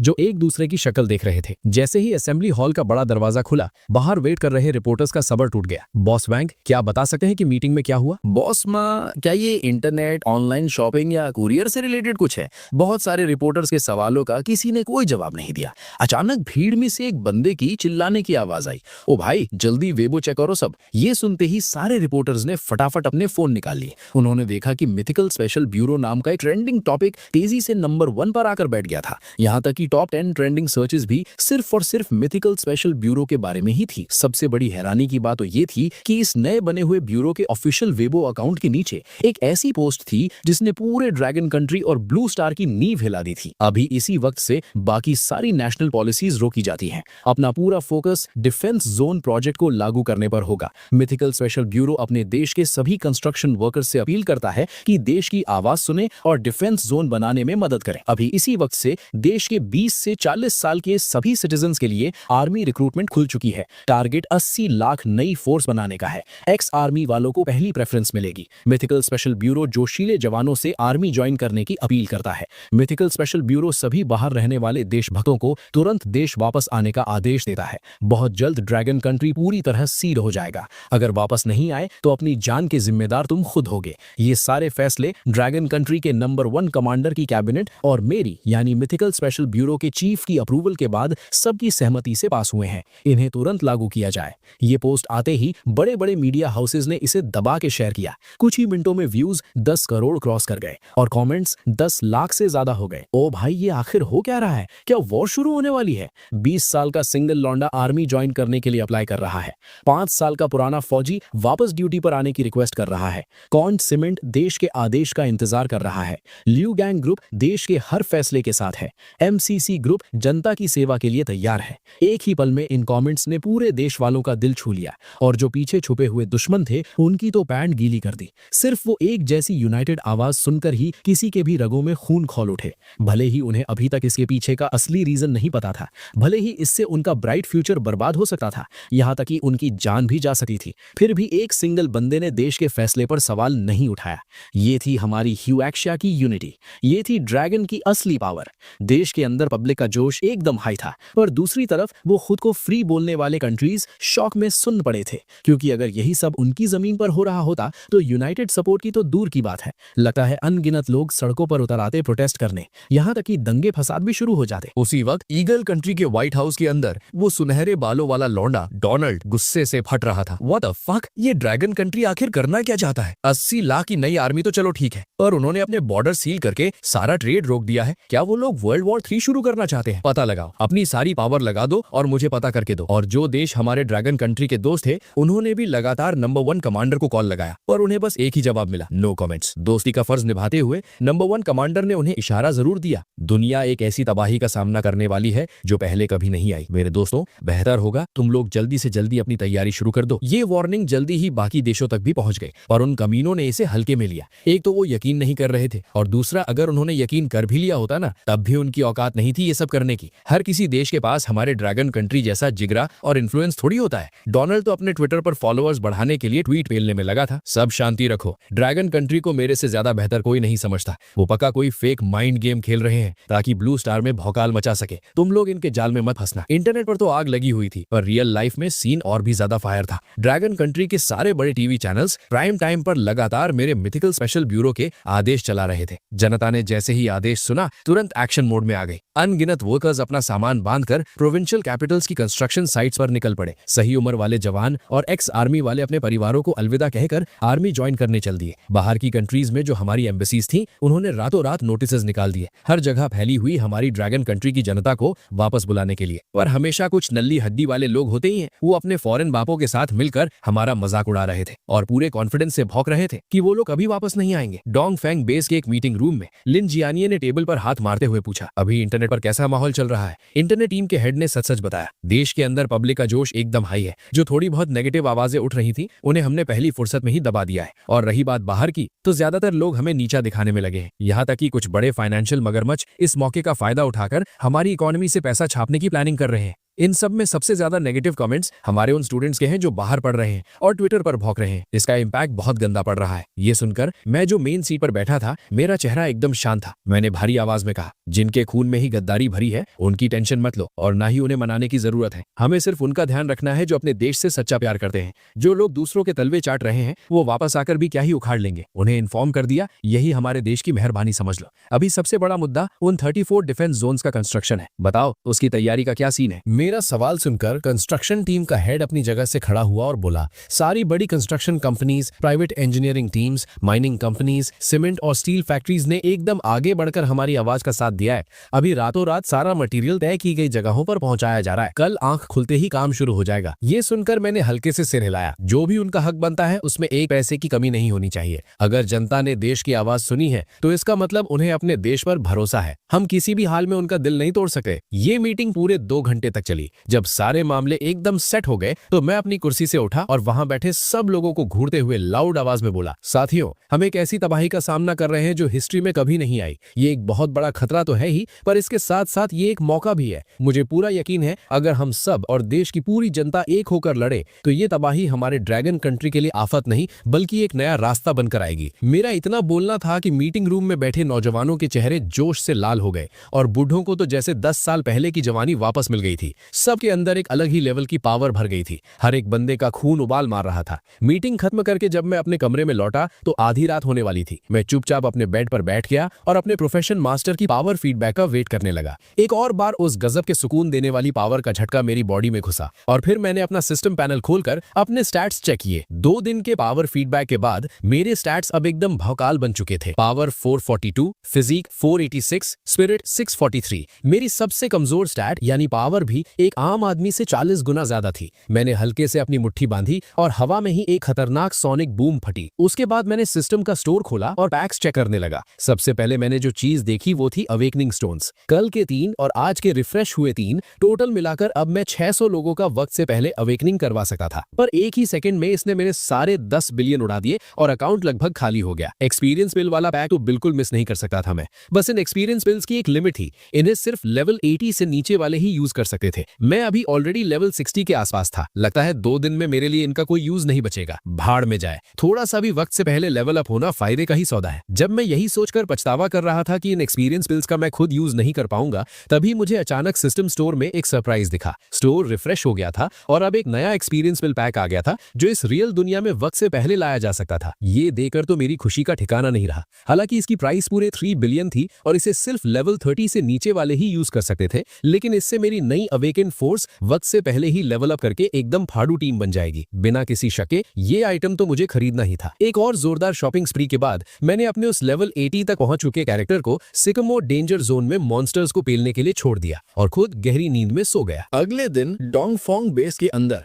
जैसे ही मैं अपने ऑफिस में घुसा, मेरी सबसे पहली नजर वहां एकदम टिप टॉप खड़ी लिन टोंग पर पड़ी और मेरी टेबल पर ऑलरेडी एक गरम गरम कॉफी रखी हुई थी। मैं हैरानी से सुन्न पड़ गया। डायरेक्टर लिन, आप यहाँ क्या कर रही हैं? लिन टोंग का चेहरा थोड़ा लाल हो गया था। कल गवर्नमेंट ऑफिस में जो उसका अकड़ वाला एटीट्यूड था वो अब गायब था। ऊपर से ऑर्डर आया है कि मैं आपकी यानी चीफ की सेक्रेटरी बनकर आपके डेली काम में मदद करूं। मैंने कॉफी का कप उठाया और एक सिप लिया। मेरे दिमाग में छलका, इनका रोल कितनी जल्दी बदल गया भाई। पर खैर, आज मैं जिस पोजीशन पर था उसमें लिन टोंग का बहुत बड़ा हाथ था। लगता है आगे आने वाले दिनों में मुझे इस लड़की का थोड़ा ज्यादा ध्यान रखना पड़ेगा। डायरेक्टर लिन, आप खुद को एज अ सेक्रेटरी ट्रीट मत कीजिए। मेरी इस बात में छुपे हुए मीनिंग को पकड़कर लिन टोंग हल्के से मुस्कुराई। चाहे डायरेक्टर बनूं या सेक्रेटरी, एंड में दोनों काम तो ड्रैगन कंट्री की सेवा के लिए ही है ना। उसकी बात सुनकर मुझे अचानक रियलाइज हुआ कि इस सीरियस टाइम पर उसके साथ फ्लर्ट करना शायद थोड़ा ओवर हो गया था। मैंने तुरंत अपना चेहरा सीरियस किया और टॉपिक चेंज कर दिया। एक काम है जो आपको अभी करना है। तुरंत डायरेक्टर लिन को इन्फॉर्म करो। उन्हें कहो कि पूरे देश के सबसे best of the best special forces commandos को जमा करें। लिमिट एग्जैक्टली 600 लोगों की होगी। मेरा प्लान है उन्हें वक्त से पहले प्रोफेशन अवेकन करवाने का। फिर हम मिथिकल स्पेशल फोर्सेस की टीम बनाएंगे। और हाँ, मेरे कार्ड में 10 बिलियन और डाल दो। समझ गई? लिन टोंग ने जवाब दिया और तुरंत काम पर लग गई। ऑर्डर मिलते ही लिन जैन यान ने भी एक सेकंड वेस्ट नहीं किया। उसने तुरंत देश भर में फैले उन सारे एलीट कमांडोज को मैसेज भेज दिया कि अपने सारे करंट मिशंस छोड़कर सीधे डोंगफोंग बेस पहुंचे। 1 घंटे के अंदर ही डोंगफोंग बेस में एक के बाद एक आर्म्ड हेलीकॉप्टर्स लैंड करने लगे। उनके रोटर्स की आवाज पूरे एरिया में भौकाल मचा रही थी। Reporting sir, dragon soul squad, पूरे 30 लोग हाजिर हैं। कमांडर सर, आकर इंस्पेक्ट कीजिए। Reporting sir, sharp blade squad, पूरे 30 लोग हाजिर हैं। कमांडर सर, आकर इंस्पेक्ट कीजिए। भारी और तगड़ी आवाजें पूरे ट्रेनिंग ग्राउंड पर गूंज रही थी। अलग अलग यूनिफॉर्म्स में सारी टीम्स एकदम स्ट्रेट खड़ी थी। लिन जियान यान ने खुशी से अपना सिर हिलाया। तुम लोग सोच रहे होगे कि तुम्हें अचानक यहाँ क्यों बुलाया गया है। मैं तुम्हें बताता हूँ। हमारा हुआक्सिया और इनफैक्ट पूरा ब्लू स्टार एक ऐसी तबाही का सामना करने वाला है जो पहले किसी ने नहीं देखी। हमारे आने वाले दुश्मन की औकात हमारी सोच से भी बड़ी है और तुम वो लोग हो जो चुने गए हो उस दुश्मन का सामना करने वाले सबसे पहले योद्धा बनने के लिए। मुझे बताओ, क्या तुम्हारे अंदर जिगरा है? Yes sir. उनकी खतरनाक दहाड़ से जैसे आसमान फट गया हो। बहुत बढ़िया, मुझे बस यही आग चाहिए थी तुमसे। मेरे पीछे आओ। अंडरग्राउंड बेस के अंदर मैं और लिन टोंग वहां उनका इंतजार कर रहे थे। हमारे साथ कुछ एक्सपर्ट्स भी थे जो उनका ब्लड सैंपल लेने आए थे ताकि उस पर रिसर्च कर सके। उसके बाद एक के बाद एक सारी टीम्स परफेक्ट सिंक में हॉल के अंदर घुसी। उनके सामने जो नजारा था उसे देखकर उनके अंदर हैरानी थी, पर किसी एक बंदे की आंख इधर से उधर नहीं हिली जब तक कि लिन जियान यान चलकर मेरे पीछे आकर खड़ा नहीं हुआ। उन टॉप कमांडोज के चेहरे पर फाइनली थोड़ा शौक दिखाई दिया। ये कल का लौंडा मेजर जनरल लिन जियान यान से भी ऊपर की पोस्ट पर कैसे बैठा है? मैं उनकी फटी हुई आंखों को घूरते हुए बड़े आराम से बोला, मेरा नाम चेन शुआन है, उम्र 22 साल, मिथिकल स्पेशल ब्यूरो का चीफ और मिथिकल स्पेशल फोर्सेस का कैप्टन। अभी इसी वक्त से तुम्हारी पुरानी रैंक्स और स्क्वाड्स खत्म। अब तुम मिथिकल स्पेशल फोर्सेस के मेंबर्स हो। तुम्हारी पावर बाकी किसी भी आर्मी यूनिट से ऊपर होगी और तुम सबको डायरेक्ट मेजर का रैंक दिया जाएगा। तुम लोग ड्रैगन कंट्री की वो फ्रंटलाइन फोर्स बनोगे जो एलियन रेसेस का सामना करेगी। इसका खतरा तुम्हारे पिछले किसी भी मिशन से 1000 गुना ज्यादा होगा। अगर किसी को पीछे हटना है तो वो अभी दरवाजा निकल सकता है। एक बंदा अपनी जगह से नहीं हिला। सारे स्पेशल फोर्सेस कमांडोज एकदम मूर्ति की तरह खड़े थे, मेरी आंखों में एकदम फुल कॉन्फिडेंस के साथ झांक रहे थे। ये देखकर मैं सैटिस्फाइड हो गया और मैंने हाँ में सिर हिलाया। फिर मैंने अपना हाथ हवा में घुमाया और अचानक 6 बड़ी बड़ी पत्थर की चट्टानें जिन पर अजीब से सिंबल्स बने थे हॉल के बीच में प्रकट हो गई। हवा में से अचानक पत्थर आते देख मौत से खेलने वाले इन खतरनाक कमांडोज की भी आंखें फटी की फटी रह गई। बस उनकी खतरनाक विल पावर ने किसी तरह उन्हें चिल्लाने से रोक लिया था। उसके बाद मेरे ऑर्डर पर सबने एक लाइन बनाई और अवेकनिंग रूम के आगे खड़े हो गए। सबसे पहला बंदा जो आगे आया वो था शार्प ब्लेड का कैप्टन जिया पिंगवू। वो इन कमांडोज के बीच भी एब्सोल्यूट बॉस था। मैंने देखा कि जिया पिंगवू ने अपने छाले पड़े हुए चौड़े हाथ को अवेकनिंग स्टोन पर रखा। ओम, एक जोरदार साउंड आई और उसी पल उस पत्थर पर बने वो अजीब सिंबल्स जैसे जिंदा होकर चमकने लगे। एक मस्त पर्पल लाइट ने पूरे हॉल को अपने अंदर लपेट लिया। फिर जिया पिंगवू की बॉडी उस लाइट के ककून में कवर हो गई और एकदम चमकने लगी। बाकी कमांडोज ये जादू जैसा सीन देखकर अपना कंट्रोल खो बैठे और हैरानी से चिल्लाकर बातें करने लगे। यहाँ तक कि लिन जियान ये और लिन टोंग जिन्होंने मेरी फाड़ू पावर देखी थी वो भी होश उड़ाए खड़े थे। सिर्फ मैं था जो हल्के से मुस्कुरा रहा था। क्या बात है, पहले ही बंदे ने लेजेंडरी प्रोफेशन अवेकन कर लिया। सच में शार्प ब्लेड का कैप्टन कहलाने के लायक है। भले ही अभी मेरी पूरी बॉडी के आइटम्स मिथिकल लेवल के थे, पर रियल लाइफ में मिथिकल प्रोफेशन पाना प्रैक्टिकली नामुमकिन था। लेजेंडरी प्रोफेशन मिलना भी लाखों में एक था। एक आम आदमी के लिए तो एडवांस प्रोफेशन मिलना ही बहुत बड़ी बात थी। कुछ देर बाद वो चमक गायब हो गई। जिया पिंगवू के चेहरे पर एकदम खतरनाक खुशी थी और वो पीछे चलकर आया। अपने प्रोफेशन को अवेकन करते ही उसे अंदर से फील हो रहा था कि वो कितना पावरफुल हो गया है। वो अपने पहले वाले वर्जन से कम कई गुना ज्यादा ताकतवर था। कौन सा प्रोफेशन मिला तुम्हें? मैंने जिया पिंगवू की तरफ देखकर पूछा। हालांकि मैं उस लाइट के कलर से प्रोफेशन का लेवल समझ गया था, पर यह नहीं देख सकता था कि एग्जैक्ट प्रोफेशन कौन सा है। जिया पिंगवू ने जरा सा भी टाइम वेस्ट नहीं किया, एकदम स्ट्रेट खड़ा हुआ और सल्यूट मारते हुए बोला, रिपोर्टिंग सर, मैंने combat type legendary profession awaken किया है, होली कॉम्बैट वॉरियर। मैंने तारीफ करते हुए सिर हिलाया। बहुत सही, जाओ साइड में जाके एक्सपर्ट्स के साथ उनकी रिसर्च में मदद करो। फिर मैं बाकी कमांडोज की तरफ घुमा और जोर से चिल्लाया, नेक्स्ट। ये प्रोफेशन अवेकनिंग का सीन पूरे 2.5 घंटे चला। मेरे लिए सबसे मस्त सरप्राइज ये था कि उन 600 स्पेशल फोर्सेस में से 20 लोगों को लेजेंडरी प्रोफेशन मिला। रेयर प्रोफेशन वाले लगभग 200 थे और बाकी सबको मिनिमम एडवांस्ड प्रोफेशन मिला था। ऊपर से उन सबको ऑलमोस्ट कॉम्बैट टाइप प्रोफेशंस ही मिले थे। सिर्फ कुछ ही लोग ऐसे थे जिन्हें सपोर्ट टाइप मिला। लेकिन इन सब में जिसने मेरा सबसे ज्यादा फोकस खींचा वो था ड्रैगन सोल स्पेशल स्क्वाड का कैप्टन ये वेन ताओ। उसने एक लेजेंडरी हिडन प्रोफेशन अवेकन किया था, होली एरे मास्टर। ये कॉम्बैट टाइप प्रोफेशन था जिसमें एरे फॉर्मेशंस के लिए एक्सट्रीम लेवल का टैलेंट था। फॉर्मेशन सेट करने की उसकी स्पीड किसी भी नॉर्मल एरे मास्टर से कई गुना तेज थी और जो एरेज वो बनाता था उनकी डिस्ट्रक्टिव पावर अलग ही लेवल पर थी। अभी के टाइम में हमारे ड्रैगन कंट्री के लिए इस प्रोफेशन की इंपॉर्टेंस मेरी पावर के बाद सेकंड नंबर पर थी, क्योंकि आखिर में अगर ये वेन ताओ के बनाए हुए एरेज की सिक्योरिटी मिली तो ड्रैगन कंट्री के 34 डिफेंस जोन्स की सेफ्टी डबल ट्रिपल हो जाएगी। अगर वो एरेज हाई लेवल मॉन्स्टर्स को पूरी तरह रोक नहीं भी पाए तब भी कम से कम मेरे वहां पहुंचकर बचाने के लिए वक्त तो निकाल ही लेंगे। उसके बाद मैंने स्टोर से खरीदी हुई एक्सपीरियंस पिल्स निकाली और उन सब में बांध दी। जैसे उन सब ने वो खाकर अपना लेवल अप किया, मैं उनके सामने खड़ा हुआ और जोरदार आवाज में बोला, साथियों तुम्हें क्या लगता है, क्या तुम पावरफुल हो? यस सर, एक कमांडो ने फाड़ आवाज में चीख कर जवाब दिया। एक आम आदमी या यहाँ तक कि पूरे ब्लू स्टार के लिए हाँ तुम लोग सच में भौकाल हो, लेकिन हमारे फ्यूचर के दुश्मनों के आगे तुम अभी भी नल्ले हो, एकदम कीड़े मकोड़ों से भी ज्यादा कमजोर। मेरे इतना बोलते ही मैं सच में फील कर सकता था कि उनके चेहरों पर गुस्सा और हम किसी से कम नहीं वाला एटीट्यूड आ गया था। लेकिन उनका ये झूठा कॉन्फिडेंस तोड़ने के चक्कर में मैंने अपने बोलने का तरीका जरा भी सॉफ्ट नहीं किया, क्योंकि अब वो मिथिकल स्पेशल फोर्सेस के मेंबर्स थे, इसलिए उनका पूरा हक बनता था असली रियलिटी जानने का। 5 दिन बाद, या स्ट्रिक्टली बोलूं तो ठीक 4.5 दिन बाद, मिथिकल एरा इस ब्लू स्टार पर उतर आएगा। उस वक्त जिन राक्षसों से तुम्हारा पाला पड़ेगा उनकी साइज हजारों मीटर्स लंबी होगी। अब बताओ, क्या अभी भी लगता है तुम भौकाल हो? मेरी आवाज गूंजते ही सारे मेंबर्स के होश उड़ गए। उनके चेहरों पर सख्त डर साफ दिख रहा था। भले ही उन्होंने मौत का खेल खेला हुआ था, और आज जब उन्होंने इस रुला देने वाली सच्चाई को सुना तो उन सब की पैंट गीली हो गई। मेरी उम्मीद है कि तुम लोग अपने अंदर के इस घमंड और जल्दबाजी को दबा दोगे और खुद की ट्रेनिंग को आग लगा दोगे। ये अचानक मिली पावर से चौड़े मत घूमना। तुम सब हमारे ड्रैगन कंट्री की आखिरी उम्मीद हो। तुम ही इस जनता की बुनियाद हो। फिर मैंने जो मॉन्स्टर एनसाइक्लोपीडिया तैयार करके रखी थी वो उनके हाथों में पकड़ा दी। अब आगे का सुनो। मुझे घंटा फर्क नहीं पड़ता कि तुम इसे रटा मारते हो या किसी और तरीके से याद करते हो, पर इस बुक की हर इंफॉर्मेशन तुम्हारे दिमाग में प्रिंट हो जानी चाहिए। सोचो, अगर तुम्हारे सामने इनमें से कोई मॉन्स्टर आ गया तो तुम उसे टपकाने के लिए क्या करोगे? अपनी बात खत्म करके मैंने वहां और टाइम वेस्ट नहीं किया। मैंने ये वेंताओ को इशारा किया और लिन टोंग को लेकर वापस अपने ऑफिस निकल लिया, क्योंकि अब मेरे पास एक ऐसी चीज थी जो इस सबसे भी कई। मैंने पूछा, ये वेंताओ, तुमने कौन सा स्किल अवेकन किया है? ये वेंताओ ने कड़ी आवाज में जवाब दिया, रिपोर्टिंग चीफ, मैंने legendary skill Bafang sword array awaken किया है। ये सुनते ही मेरी आंखों में एक सुनहरी चमक आ गई। बाफांग स्वॉर्ड एरे, इस स्वॉर्ड फॉर्मेशन की पावर एकदम भौकाल होती है। हमारे डिफेंस जोन्स की सिक्योरिटी के लिए इससे बढ़िया कुछ और हो ही नहीं सकता था। मैंने तुरंत ऑर्डर दिया, इस बाफांग स्वॉर्ड एरे को सेट करने के लिए क्या क्या मटेरियल्स चाहिए, फटाफट एक लिस्ट बना कर दो। जैसे ही लॉजिस्टिक्स डिपार्टमेंट वो सामान जमा कर लेगा, तुम तुरंत 34 डिफेंस जोन्स में जाओगे और इस फॉर्मेशन को सेट करोगे। टाइम बहुत कम है, अभी के अभी निकल जाओ। ये वेंताओ ने कड़क सल्यूट मारा और बोला, यस सर, और तुरंत वहां से निकल गया। तभी लिन टोंग मेरे पास दौड़ते हुए आई और बोली, चीफ, एक प्रॉब्लम आ गई है जिसे शायद आपको खुद आके हैंडल करना पड़ेगा। मैं थोड़ा कंफ्यूज हो गया। सारे मेन अरेंजमेंट्स तो लगभग सेट हो चुके थे, अब अचानक ऐसी क्या इमरजेंसी आ गई? उसने आगे बताया,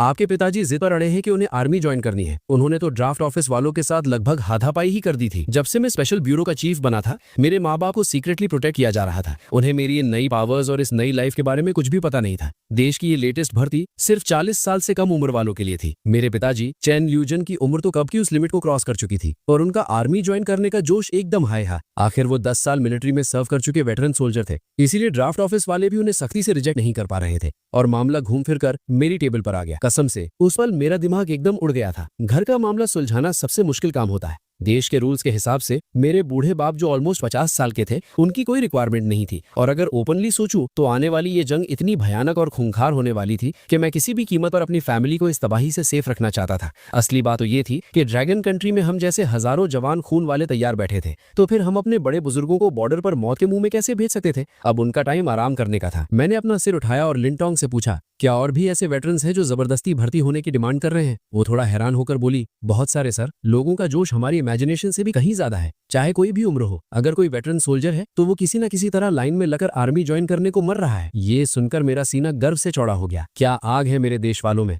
जब आम जनता की हिम्मत ऐसी हो तो ऐसी कौन सी आफत है जिसे हमारी ड्रैगन कंट्री हरा नहीं सकी। थोड़ी देर चुप रहने के बाद मैंने ऑर्डर दिया, ड्राफ्ट ऑफिस से कहो कि एक नोटिस पब्लिक करे और इस रूल के पीछे का एग्जैक्ट रीजन सबको क्लियर करे। इन वेटरन्स का दिल नहीं टूटना चाहिए। रही बात मेरे पिताजी की, मैं खुद उन्हें कॉल करके हैंडल करता हूँ। लिन टोंग ने सैल्यूट करते हुए कहा, यस चीफ, और ऑर्डर मिलते ही निकल गई। मैंने आराम से अपना फोन निकाला और उन्हें डायल किया। फोन उठाते ही उस पार से वो जानी पहचानी बिंदास आवाज आई, ओए नालायक, आधे महीने से एक कॉल नहीं किया तूने? तो आसमान में उड़ रहा है क्या? कोई लड़की वड़की मिली या नहीं? उनकी बात सुनकर मेरी स्माइल निकल गई। बिल्कुल वही ओरिजिनल फ्लेवर। मैंने पूछा, मैंने सुना फिर से आर्मी ज्वाइन करने जा रहे हो? वो गर्व से बोले, तो और क्या, देश को अभी हमारी जरूरत है। मैं 10 साल का वेटरन हूँ, इस वक्त पीछे हटने का तो सवाल ही नहीं बनता। मैंने उन्हें समझाते हुए बताया, पर आप इस बार लेट हो गए हो बॉस। आपके इस बेटे ने आपसे पहले ही मिलिट्री ज्वाइन कर ली है। अगर हम बाप बेटे दोनों फ्रंट लाइन पे चले गए तो माँ को अकेला कौन देखेगा? इस बार आप चुपचाप घर पर आराम से बैठो। आपके हिस्से की लड़ाई इस बार आपका बेटा लड़ेगा। मुझे अपने बाप की वो जिद्दी खच्चर वाली आदत अच्छे से पता थी। नॉर्मल तरीके से वो मानने वाले थे ही नहीं। चेन ल्यूजन गुस्से से चिल्लाए, तू बेवकूफ है क्या? पागलपंती बनकर और अभी के अभी घर वापस आ। हमारी चेन फैमिली का एक ही इकलौता बेटा है तू। मुझे अपना पोता देखना है भी। मैंने बिल्कुल शांत आवाज में कहा, अब कुछ नहीं हो सकता पिताजी। आप खुद एक वेटरन हो, आपको अच्छे से पता है कि आर्मी भगोड़ों का क्या हाल करती है। मेरी इस एक ठंडी लाइन ने चेन ल्यूजन को एकदम चुप करवा दिया। फोन पर सन्नाटा छा गया। काफी देर बाद उन्होंने धीमी आवाज में बोला, बेटा अपना ख्याल रखना, ट्रेनिंग अच्छे से करना, ग्राउंड में ज्यादा पसीना बहाओगे तो असली बैटल में कम खून बहेगा। तेरी माँ और मैं तेरे जीत कर घर लौटने का इंतजार करेंगे। उनकी इस भाषणबाजी से मेरा दिल भर आया। आज ड्रैगन कंट्री में न जाने कितने माँ बाप अपने बच्चों को ठीक ऐसी ही नसीहतें दे रहे होंगे। शांति के दिनों में मिलिट्री ज्वाइन करना अलग बात थी, पर देश के इस लेवल के एक्शन को देकर सबको पता लग गया था कि कोई भयानक महायुद्ध शुरू होने वाला है। और कौन सा माँ बाप अपने जिगर के टुकड़े को ऐसी जगह भेजना चाहेगा। मेरा दिल अंदर से दुखा। इस वक्त मैं पूरी ड्रैगन कंट्री का सबसे ताकतवर प्लेयर था। मेरे पास सिर्फ एक ही ऑप्शन था, जल्दी से जल्दी अपना लेवल इतना ऊपर ले जाना कि मैं देश के हर एक जवान की जान बचा सकूं। मैं इन्हीं ख्यालों में खोया था कि अचानक लिन टोंग का फोन बजा। उसने स्क्रीन देखी और उसके होश उड़ गए। वो घबराते हुए बोली, चीफ बहुत बड़ा कलेश हो गया है। हमारे एक फॉरेन स्टूडेंट को जो ईगल कंट्री में था, हमारी गवर्नमेंट ने उसे वापस बुलाने का ऑर्डर दिया था। उसने आने की पूरी प्लानिंग कर ली थी, पर वहां उन गोरों ने किसी न किसी बहाने उसको यहीं बंदी बना लिया है। मैं सच में हैरान था। बस एक अकेला स्टूडेंट ही तो है, उसके लिए उन्होंने इतना बड़ा ड्रामा क्यों शुरू कर दिया। लिन टोंग ने आगे बताया, चीफ आपको उसकी औकात नहीं पता। उसका नाम शाओ चन फेंग है। वो मेडिकल, बायोलॉजी और न्यूक्लियर एनर्जी की फील्ड का एक फरिश्ता है। इतनी छोटी सी उम्र में उसने world scientific research life time achievement award जीत लिया है। पूरी दुनिया जानती है कि वो एक मॉन्स्टर जीनियस है। सिर्फ यही नहीं, वो ईगल कंट्री के सारे टॉप लेवल सीक्रेट प्रोजेक्ट्स का हिस्सा था, और यहाँ तक कि वहाँ का प्रेसिडेंट डोनाल्ड भी उसे अपना सगा बेटा मानता है। अब जब उसने अचानक अनाउंस किया कि वो हमारे देश आना चाहता है, तो वो गोरे पागल हो गए। उनसे देखा ही नहीं गया। ये सुनते ही मेरे चेहरे पर एक जोरदार और खतरनाक हंसी आई और मैं बोला, क्या घटिया डाकू है साले। पूरा लफड़ा डिटेल में जानने के लिए मैंने अपना फोन निकाला। पता चला इंटरनेट पर तो जैसे बॉम्ब फट गया था। हमारे फॉरेन अफेयर्स डिपार्टमेंट ने सख्त भाषा में एक वार्निंग वीडियो रिलीज की थी, जिसमें ईगल कंट्री की इस गुंडागर्दी की धज्जियां उड़ाई गई थी। वीडियो में क्लियर वार्निंग थी, हमारी ड्रैगन कंट्री डिमांड करती है कि आप तुरंत हमारे सिटीजन शियाओ चैन फेंग को रिहा करें। अगर ऐसा नहीं हुआ तो हम कोई भी खतरनाक एक्शन लेने के लिए तैयार हैं, जिसमें मिलिट्री पावर का यूज होना भी पक्का है। इस डिप्लोमेटिक वीडियो ने सोशल मीडिया पर भौकाल मचा रखा था। करोड़ों देशवासियों का खून खौल रहा था और वो चाह रहे थे कि इस बार सिर्फ बातों से काम न बने, हम उन्हें सच में अपनी औकात दिखाएं। वहीं ईगल कंट्री के व्हाइट हाउस के अंदर उनके बड़े बड़े जनरल्स का चेहरा उतरा हुआ था। उनकी फटी पड़ी थी और आपस में ही डरे हुए थे। असली रीजन ये था कि एक तो शियाओ चैन फेंग उनके फायदे की बहुत बड़ी मशीन था, और दूसरा हमारी ड्रैगन कंट्री के अचानक इस खतरनाक रूप ने उन्हें अंदर तक हिला कर रख दिया था। उन्हें लगा था हम बस फेक नाटक कर रहे हैं, पर जब उन्होंने देखा कि हम असली गेम खेल रहे हैं तो उनकी हालत पतली हो गई। अब तो हर जगह से हमारे फॉरेन एम्बेसीज भी बंद होकर वापस आ रहे थे। उन्हें डर था कि कहीं सच में dragon country world war 3 season start ना कर दे। अगर शियाओ चैन फेंग सेफली घर वापस आ गया तो हमारी टेक्नोलॉजी रातों रात डबल हो जाएगी। वो लोग पास्ट में एक ऐसी बड़ी गलती पहले भी कर चुके थे और उसका अफसोस उन्हें अब तक था। तभी एक जहर सी ब्लॉन्ड सेक्रेटरी भागती हुई आई और बोली, मिस्टर प्रेसिडेंट, हमारी रिपोर्ट के मुताबिक ड्रैगन कंट्री के ईस्ट साइड की पूरी एयरक्राफ्ट कैरियर फ्लीट मूव कर रही है। उनका डायरेक्शन सीधा हमारी तरफ ईस्ट में है। प्रेसिडेंट डोनाल्ड ने गुस्से में गाली बकी, ओह शिट, और तुरंत अपने सारे चमचों के साथ सीधा कमांड रूम की तरफ भागा। इसी दौरान यहाँ बेस के अंदर मुझे भी नंबर 1 कमांडर का सीधा कॉल आ गया। कमांडर की आवाज आई, कॉमरेड चेंजवान, मुझे तुम्हें तुम्हारे काम के बीच डिस्टर्ब नहीं करना था, पर एक ऐसा मैटर आ गया है जिसमें सिर्फ तुम्हारी जरूरत पड़ेगी। नंबर 1 कमांडर की इतनी इज्जत वाली टोन सुनकर मैं थोड़ा शॉक्ड हो गया और बोला, कमांडर आपको ऐसी फॉर्मेलिटीज की जरूरत नहीं है, मेरा हर सांस ड्रैगन कंट्री के लिए है। उन्होंने बोला, तो फिर सीधे काम की बात पर आते हैं। शियाओ चैन फेंग वाला केस तुमने सुन ही लिया होगा। कैबिनेट का ये डिसीजन है कि जब तक जरूरी ना हो हम इन गोरों के साथ कोई आमने सामने का युद्ध नहीं चाहते। हमें अपना सारा दिमाग अपनी डिफेंस सिटीज पर लगाना है। और सबसे बड़ी बात, हमारा मुख्य दुश्मन ये बाहर वाले लोग नहीं है, बल्कि अगले कुछ ही दिनों में स्टार्ट होने वाला मिथिकल एरा है। इसीलिए हमारी मांग है कि तुम सीक्रेटली बिना किसी ऑफिशियल टैग के जाओ और शियाओ चैन फेंग को निकाल कर लाओ। थोड़ा सोचने के बाद मैं सीरियस होकर बोला, कमांडर मेरे पास एक मस्त आइडिया है। हमने अभी अभी मिथिकल स्पेशल फोर्सेस बनाई है, क्यों ना इन ईगल कंट्री वालों पर उनकी लाइव प्रैक्टिस करवाई जाए। उन्हें ही भेजते हैं ये काम निपटाने। सच बोलूं तो जिस लेवल पर मेरी पावर अब आ चुकी थी, चुपचाप वहां घुसना और शियाओ चैन फेंग को उठाना मेरे लिए एकदम बच्चों का खेल था। जब तक वहां के मिलिट्री वाले सीधा न्यूक्लियर लेवल के वेपन्स नहीं गिराते, उनकी नॉर्मल चिल्लर बंदूकें मेरे शरीर को टच भी नहीं कर सकती थी। हद से हद एक मिसाइल शायद मुझे थोड़ा खरोच सकती थी, उससे ज्यादा कुछ नहीं। नंबर 1 कमांडर ने हाँ में सिर हिलाया और कहा, ठीक है, पर एक बात ध्यान में रखना, इस मिशन का इकलौता टारगेट शियाओ चैन फेंग को जिंदा और सेफ वापस लाना है। उन गोरों के साथ फालतू दुश्मनी पालने में वक्त बर्बाद मत करना। हमारे पास इधर बहुत और काम पेंडिंग है। मैंने जवाब दिया, ऑर्डर रिसीव्ड सर। फोन कटते ही मैं सीधा स्पेशल फोर्सेस बेस के लिए निकल गया। बेस हॉल में कदम रखते ही मेरी भारी आवाज गूंजी, सब लाइन में लगो और असेंबल हो जाओ। जो लड़के जमीन पर आराम से बैठकर बातें कर रहे थे, वो एक झटके में स्प्रिंग की तरह उठे और नैनो सेकंड्स में लाइन बनाकर खड़े हो गए। मैंने ऑर्डर दिया, जियापिंगवू, चंडिंग, वोंगहू, शावान, तुम सातों मेरे साथ चलोगे, बाकी सारे यहीं पर कमांड का इंतजार करेंगे और ट्रेनिंग कंटिन्यू रखेंगे। ये जो 7 लड़के मैंने सिलेक्ट किए थे वो अपनी फोर्स के एलीट कैप्टन्स थे और इन सब के पास लेजेंड लेवल की क्लास पावर्स थी। अगर मेरे साथ होने के बावजूद ये लोग एक स्टूडेंट को नहीं बचा पाए तो भाई साहब मिथिकल एरा के उन दरिंदों का सामना करना तो दूर की बात थी। फ्लाइट टेक ऑफ होने के बाद मैंने उन्हें मिशन की सच्चाई बताई और कहा ईगल कंट्री के कमीनों ने हमारे एक स्टूडेंट को उड़वा लिया है और अपने देश में दबोच रखा है। ऊपर से ऑर्डर है कि हमें उस बंदे को निकालना है। तुम्हारी क्लास अवेकनिंग के बाद ये पहला बड़ा टेस्ट है। ऐसा खेल खेलना कि मुझे उंगली तक उठानी ना पड़े। मेरी इस कड़क बात को सुनकर जिया पिंगवू और बाकी सारे चुप रहे, पर उन सब के अंदर जो जंग लड़ने की भूख और आग थी वो पूरे प्लेन में फील की जा सकती थी। कुछ घंटों बाद लगातार हवा में रहने पर ड्रैगन कंट्री का टाइम रात का हो चुका था। अचानक आसमान में उस प्लेन के अंदर बैठा हुआ मैं अपने अंदर लेवल्स बढ़ने का एक तगड़ा फीडबैक फील करने लगा। इस बार सिस्टम मेरी क्लास को लेवल 80 के पार पुश कर रहा था। मेरे पूरे जिस्म में की और पावर की ऐसी तूफानी बाढ़ आ गई कि मेरा दिमाग चक्कर खा गया। अगर मैं पूरी जान लगाकर उस उबलती हुई एनर्जी को कंट्रोल नहीं करता तो शायद ये फ्लाइट हवा में ही भस्म हो जाती। 10 मिनट बाद जब सिस्टम शांत हुआ मैं अपने अंदर का वो आग उगलता हुआ पावर महसूस कर रहा था। मेरे चेहरे पर एक किलर स्माइल आ गई। इस लेवल पर मुझे ऐसी फीलिंग आ रही थी जैसे ब्लू प्लैनेट की एक घटिया ग्रेविटी मेरे ऊपर कोई असर नहीं कर रही है। मुझे सच में लग रहा था कि मैं आसमान में हवा के बीच आराम से चल सकता हूं।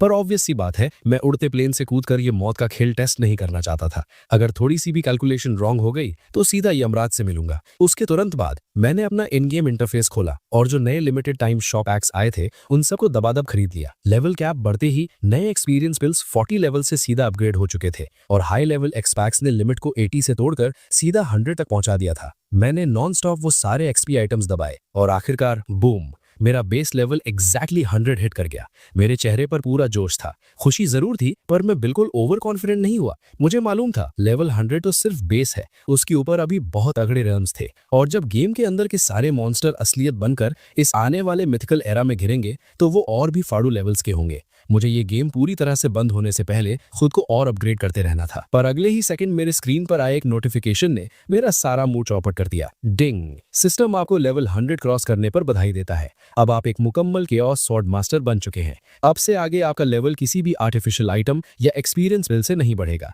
चाहे आप गेम में कितने भी बॉस मार लें या रियल लाइफ में आने वाले मिथिकल एरा के दरिंदों को काट दें, आपको 0 एक्सपी मिलेगी। लेवल अप करने के लिए अब से प्लेयर को दुनिया के लॉज और उनके रूल्स को अपने सोल से समझना और फील करना पड़ेगा। ये लाइन पढ़ते ही मेरे चेहरे का रंग उड़ गया। मैं तो सपने देख रहा था कि मैं आसानी से इन आइटम्स और पैकेजेस का यूज करके सीधा लेजेंडरी सेंचुरी लेवल फान जाऊंगा या कम से कम ट्रू किंग की औकात तक तो पहुंच ही जाऊंगा। पर ये सारे उम्मीदों के सपने टूट चुके थे। वैसे सोचूं तो बात सही भी थी। अगर सिर्फ पैसे फेंकर या गेम खेलकर कोई इनविंसिबल गॉड बन जाता तो यूनिवर्स जिस लेवल की आफत लाने वाला था उसका क्या मतलब बचता। फिर भी ये लेवल 100 पर टच करना बाकियों के लेवल के हिसाब से एक अलग ही दुनिया थी। एक ठंडी आह भरने के बाद मैंने बचे हुए सारे स्किल स्क्रोल पैकेजेस का लॉक खोला। मैंने अपने अवेकेंड 5 के 5 करियर स्किल्स पर वो स्क्रोल्स ठेल दिए और उन सबको भी लेवल 100 तक छाप दिया। उसके बाद ही मैं शांत हुआ। हमारी फ्लाइट अब फाइनली समुंदर क्रॉस करके औकात वाले लोगों के देश ईगल कंट्री पहुंच चुकी थी। उस वक्त लॉस एंजलिस के आउटस्कर्ट एरिया की एक आलीशान कोठी में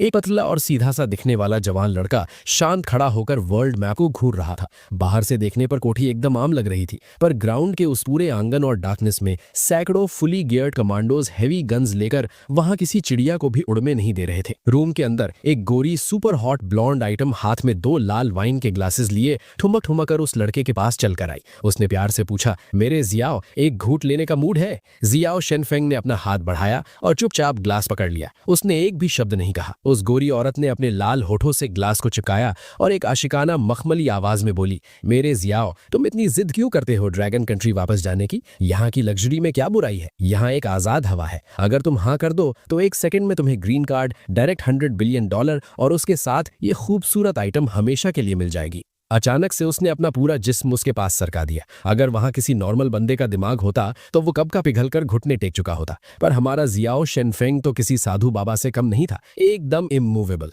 जियाओ शेनफेंग ठंडे दिमाग से बोला, तुम लोग इन बातों को नहीं समझ सकते। देश का रिश्ता अलग होता है। तुम लोग ने मेरी बॉडी को तो इस कमरे में बंद करके रखा है, पर तुम मेरे रूह पर कब्जा नहीं कर सकते।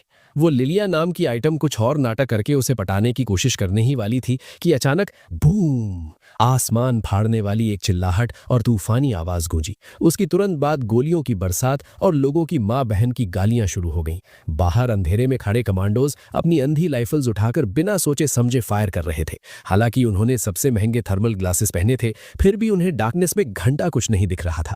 सूश सूश सूश हवा फाड़ते हुए लगातार पत्थर फेंकने की आवाजें आई। सारे कमांडोज की फट के हाथ में आ गई जब उन्होंने अपनी मोटी मोटी आंखों से देखा कि भारी मिट्टी के साथ बड़े बड़े लकड़ी के पेड़ उनके ऊपर मिसाइल की तरह बरस रहे थे। और इससे पहले कि उन्हें छुपने का टाइम मिलता, हवा में साए जैसे दिखने वाले शैडोज उनकी औकात के बाहर स्पीड पर उनके ठीक आगे आकर रुके। बैम! फ्रंट में खड़े एक लीडर शख्स ने इतनी गंदी ताकत से पंच मारा कि उस पूरी कोठी की दीवार फाड़कर वहां एक छेद हो गया। सारे सिक्योरिटी गार्ड्स डर के मारे चिल्लाए, ओ माय गॉड, ये किस कैटेगरी के राक्षस है। यहां तक कि उन एलीट फोर्स वालों के सामने जो फिगर्स खड़ी थीं, उनकी ताकत के आगे वो सारे मक्खी मच्छर बराबर थे। ये फिगर्स की आने वाली शॉक वेव ही इतनी डेंजर थी कि वो सारे आसानी से धूल चाकने लगे। पलके झपकते ही सारे सिक्योरिटी गार्ड्स या तो अनकॉन्शियस पड़े थे या फिर एक्टिंग करके मरने की नाटक कर रहे थे। उसके तुरंत बाद मैं हीरो की जैसी एंट्री मारते हुए पीछे हाथ रख के उस टूटे कमरे के अंदर चला आया। कोठी के अंदर बाकी पर्सनल गार्ड्स डर के मारे कांपते हुए अपनी राइफल्स मेरी छाती पर एम कर चुके थे। वो चिल्लाकर बोले, शिट, तुम लोग हो कौन? एक स्टेप और आगे रखा तो गोलियों से भून डालूंगा। मैंने उसके डरपोक वार्निंग्स को कचरे में डालकर ठंडा रिस्पॉन्स दिया और जियाओ चेनफेंग की तरफ देखते हुए बोला, मिस्टर जियाओ, चलिए, आपको घर वापस ले जाने आए हैं। ये बातें सुनते ही जियाओ चेनफेंग की एकदम आंसू और इमोशन से हालत पतली हो गई। वो स्ट्रिक्ट जिस्म का लड़का हिलती हुई हालत में कांपने लगा और चेहरे पर आंसू लिए पूरी ताकत से मुझसे हाँ में सर हिलाया। उनकी अप्रूवल देखते ही बूम, मैंने अपना स्किल चलाया, पर देखने वालों को ऐसा फील हुआ जैसे मैं अपनी जगह पर खड़ा ही हूं। सिर्फ हवा का झोंका सा उड़कर कमांडोज के ठीक सामने पहुंचा। इससे पहले कि वो गोरी फौज एक ट्रिगर खींचती, वो हवा में उड़े और पत्तों की तरह उड़कर बाहर जा गिरे। वो पास खड़ी हॉट लिलिया चुड़ैल की तरह चिल्लाई, हे भगवान, और तुरंत जमीन पर ठंडी पड़कर बेहोश हो गई। मेरे पास उन फालतू कैरेक्टर्स को भाव देने का एक सेकंड का भी टाइम नहीं था। मैंने एक साइन किया और मेरी स्क्वाड उस जियाओ चेनफेंग को कवर करके काली रात में इनविजिबल हो गए। ये पूरा बवाल मचने से लेकर हमारा निकलना सिर्फ 3 मिनट के अंदर एग्जीक्यूट हुआ था। ध्यान रहे, हम इस चुगलखोर ईगल कंट्री के बिल्कुल दिल और सेंटर में खड़े थे।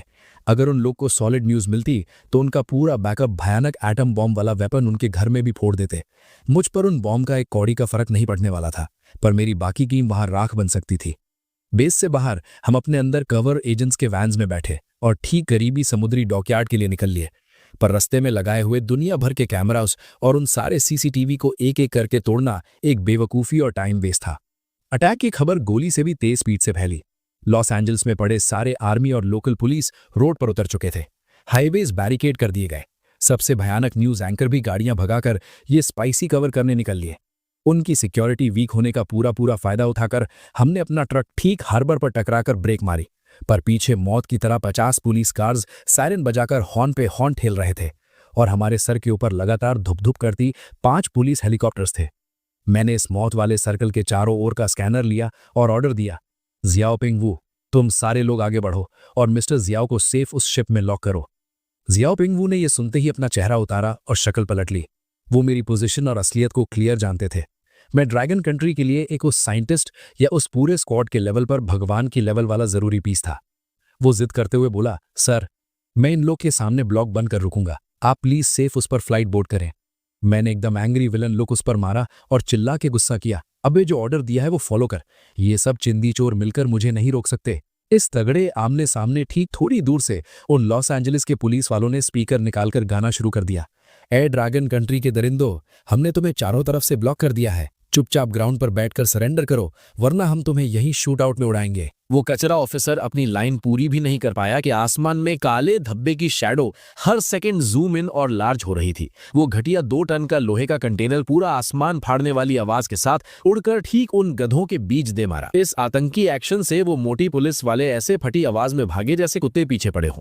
वो गिरता हुआ मॉन्स्टर बॉक्स ने डायरेक्ट सब पुलिस कार्स को आटे की तरह पापड़ बनाकर फोड़ दिया। ऊपर फटी हेलीकॉप्टर वाले स्नाइपर्स का ट्रिगर हिल गया और बुलेट की बारिश होने लगी, पर अचानक उनकी फेस पे धोखा होने लगा। मैंने मैंने सीधा 2 10 टन कार्स अपने नंगे हाथों से पकड़ी और उनको कंकड़ बराबर आसमान में घुमा के हेलीकॉप्टर्स की स्ट्रेट फेंका। हेलीकॉप्टर वाले लोग रो पड़े और ठीक आसमान पीछे फ्लाइट उल्टी की गोलियां चलाना एकदम छोड़ दिया। उन्हें अपनी औकात मालूम चल गई कि अभी तो ये बंदा सिर्फ छोटे टॉय कार्स हवा में दे मार रहा है, गलती से मूड खराब हुआ तो वो बड़ा समुद्री शिप ही पकड़कर ऊपर मार देगा, फिर किसी का बाप भी उन्हें बचाकर नहीं जाएगा। वो पूरे ईगल कंट्री वाले कमांडो और सारे घटिया मीडिया चैनल की चढ़ी हुई आइस से एक भगवान वाली बॉडी लैंग्वेज लेकर मैं आराम से शिप में वॉक कर गया। मैंने जहाज के अगले डेक पर खड़े होकर उन सबको अपने एटीट्यूड से ठीक घूरा। ऐसी तगड़ी साइलेंट भोकाल की रेंज बन गई थी कि किनारे पे खड़े किसी बंदे की पैंट में दम नहीं थे जो अपनी एक उंगली भी हिला पाए। सब बस मुंह फाड़ के मेरी शिप धोखे से आगे जाते देख रहे थे। कुछ घंटे बाद जब उस व्हाइट हाउस रूम के डोनाल्ड का मैसेज आ गया, गुस्से से पागल ठेलकर फट गया। वो चिल्लाकर बोला, ओए जनरल विलियम, ये किस बेवकूफी का नाटक है? क्या इस एलए को पब्लिक रोड समझा हुआ है क्या इन लोगों ने?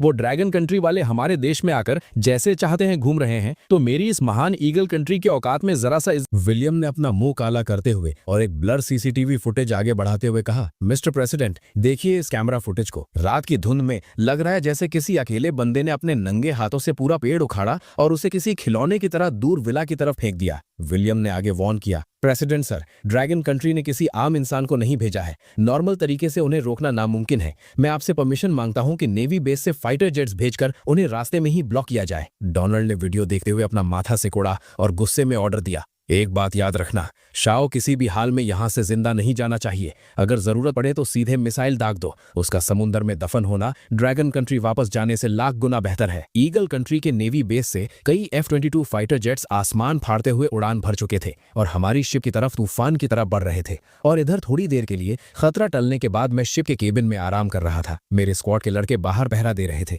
और मेरे पास वो सीक्रेट एजेंट्स बैठे थे जिन्होंने ईगल कंट्री में हमारी मदद की थी। मैंने उन सबको देखते हुए कहा, आप सबने बहुत मेहनत की है। देश ने इंटरनेशनल वाटर्स में एक पूरी फ्लीट हमारे इंतजार में लगा रखी है। बस इस थोड़े से रास्ते को पार कर लें, फिर हम सेफली घर पहुंच जाएंगे। कोड नेम पीकॉक वाली लड़की और बाकी सबने सिर हिलाते हुए कहा, समझ गए सर। उसी वक्त इंटरनेशनल वाटर्स में एक भयानक और विशाल फ्लीट खड़ी थी। मेन शिप के कमांड रूम में ड्रैगन कंट्री के लगभग 100 टॉप मिलिट्री ऑफिशियल्स सैटेलाइट के जरिए हमारी शिप की एक एक मूवमेंट पर नजर रखे हुए थे। फ्लीट का कमांडर लेफ्टिनेंट जनरल हुआंग फू जोंग, जिसकी ग्रीन यूनिफॉर्म पर 2 स्टार्स चमक रहे थे, वहां खड़ा था। एक सोल्जर ने रिपोर्ट दी, 20 F-22 Raptor fighter jets mythical ship की तरफ तेजी से बढ़ रहे हैं। फासला 150 नॉटिकल माइल्स। वांगफू जोंग का चेहरा एकदम सीरियस हो गया। इतने बड़े मैटर में एक लेफ्टिनेंट जनरल होने के बावजूद वो अपनी मर्जी से फैसला नहीं ले सकता था। उसने तुरंत अपना इनक्रिप्टेड फोन निकाला और नंबर 1 कमांडर को डायल किया। फोन पर नंबर 1 की आवाज आई, थोड़ा और इंतजार करो, हमें मिस्टर चैन पर पूरा भरोसा है, पर एक बात ध्यान में रखना,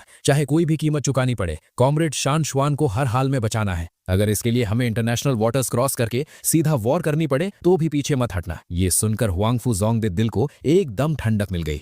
दूसरी तरफ उन रैप्टर जेट्स के पास आते ही मेरी सेंस इतनी खतरनाक हो चुकी थी कि आसमान में होने वाली इस गड़बड़ को मैंने पहले ही फील कर लिया। मैं आराम से केबिन से बाहर निकला और शिप के आगे वाले डेक पर आकर खड़ा हो गया। मैंने अपनी आंखें थोड़ी बंद की और उस काले आसमान को घूरा। मेरे पीछे शार्प इंगवुक और बाकी सारे टीम मेंबर्स भी आकर खड़े हो गए। धीरे धीरे बादलों को चीरते हुए उन जेट्स की परछाइयां दिखने लगी। उनके उस विशाल और काले आकार को देखकर मेरी टीम के सभी लोग अंदर तक हिल गए। अचानक शार्प इंगवुक का चेहरा डर से सफेद पड़ गया और वो चिल्लाया, कैप्टन कूदो जल्दी। अगले ही सेकंड आसमान से आग उगलता हुआ एक मिसाइल सीधा शूटिंग स्टार की तरह हमारी तरफ गिरने लगा। किसी ने सपने में भी नहीं सोचा था कि ईगल कंट्री वाले इतने कमीने होंगे कि बिना कोई वार्निंग दिए सीधा मिसाइल फायर कर देंगे। एक भयानक मौत का खतरा मेरे सामने था और जवाब देने का टाइम भी नहीं था। पर फिर बूम, मेरी बॉडी एक फ्लैश की तरह अपनी जगह से गायब हो गई और हवा में टेलीपोर्ट होकर उस मिसाइल के ठीक सामने प्रकट हुई। मैंने हवा में एक तगड़ा बाइसिकल किक मारा। वो मिसाइल जो आग उगा रहा था मेरे एक लात से फुटबॉल की तरह रिवर्स उड़ता हुआ गया और समुद्र में दूर जाकर ब्लास्ट हो गया। उसके बाद मैं हवा में लगातार फ्लैश होता रहा। स्वूश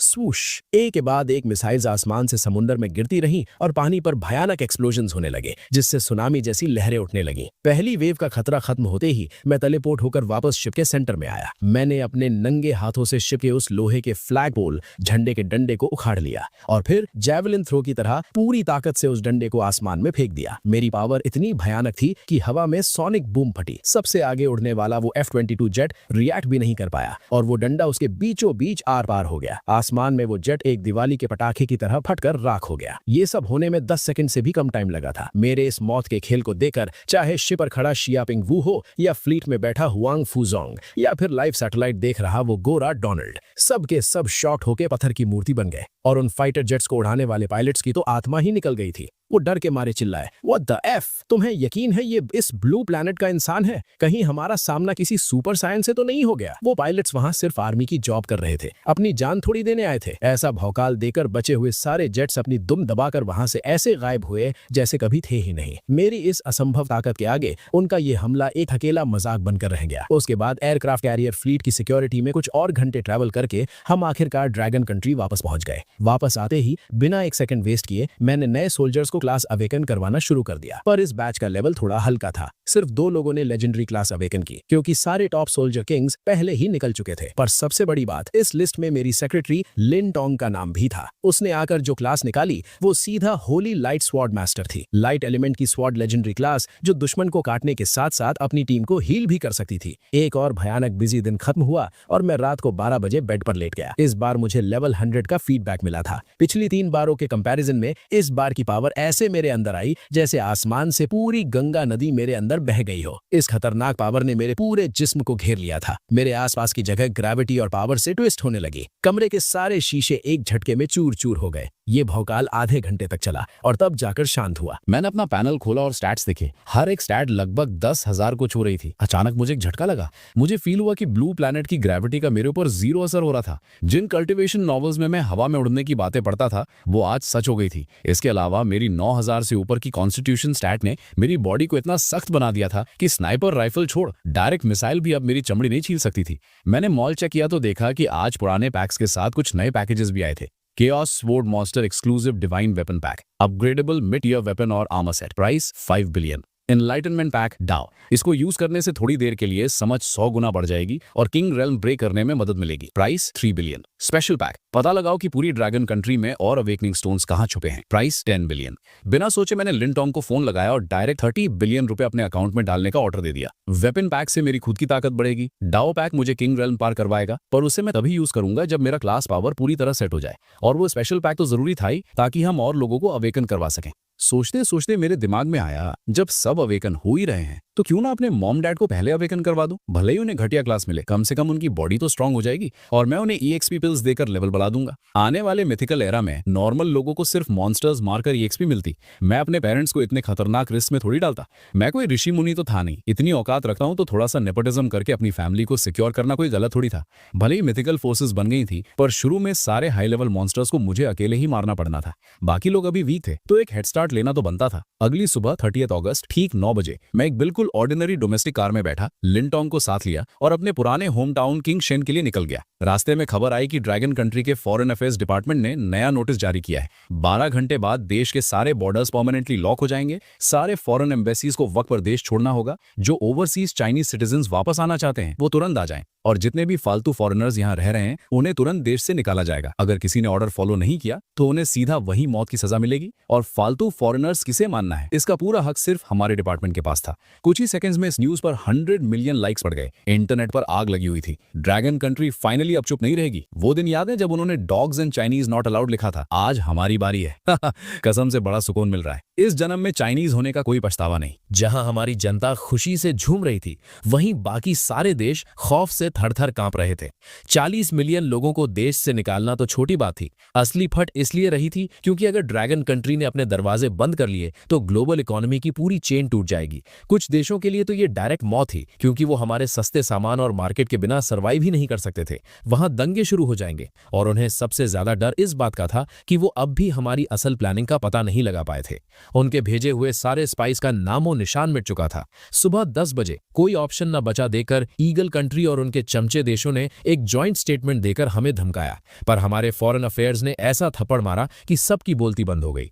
हमारा नया रूल हमारी पूरी जनता का फाइनल डिसीजन है। हमें किसी दूसरे की फालतू एडवाइस नहीं चाहिए। अगर वॉर करनी है तो आ जाओ, हम तैयार हैं लड़ने के लिए। इस स्टेटमेंट ने उन गोरों की बोलती बंद कर दी। ये ड्रैगन कंट्री करना क्या चाहती है? पूरी दुनिया से दुश्मनी ले रही है। ये तो उनका पुराना स्टाइल बिल्कुल नहीं है। वहां ग्लोबल टेंशन आसमान फाड़ रही थी और यहाँ मैं अपनी सेक्रेटरी को घुमाता हुआ आराम से अपने घर पहुंच चुका था। अपनी बहू जैसी और थोड़ी बड़ी और मैच्योर लिंटोंग को देखकर मेरी माँ ये शिव की आंखें चमकने लगी। उसने आते ही उसका हाथ पकड़ लिया और उसे इतना प्यार दिया कि मुझे तो जैसे भूल ही गई हो। मेरे पिताजी चैन ल्यू जिन ने मेरे कंधे पर जोर से थपथपाया और खुशी से बोले, क्या बात है बेटे, मुझसे झूठ बोला कि तेरी कोई गर्लफ्रेंड नहीं है?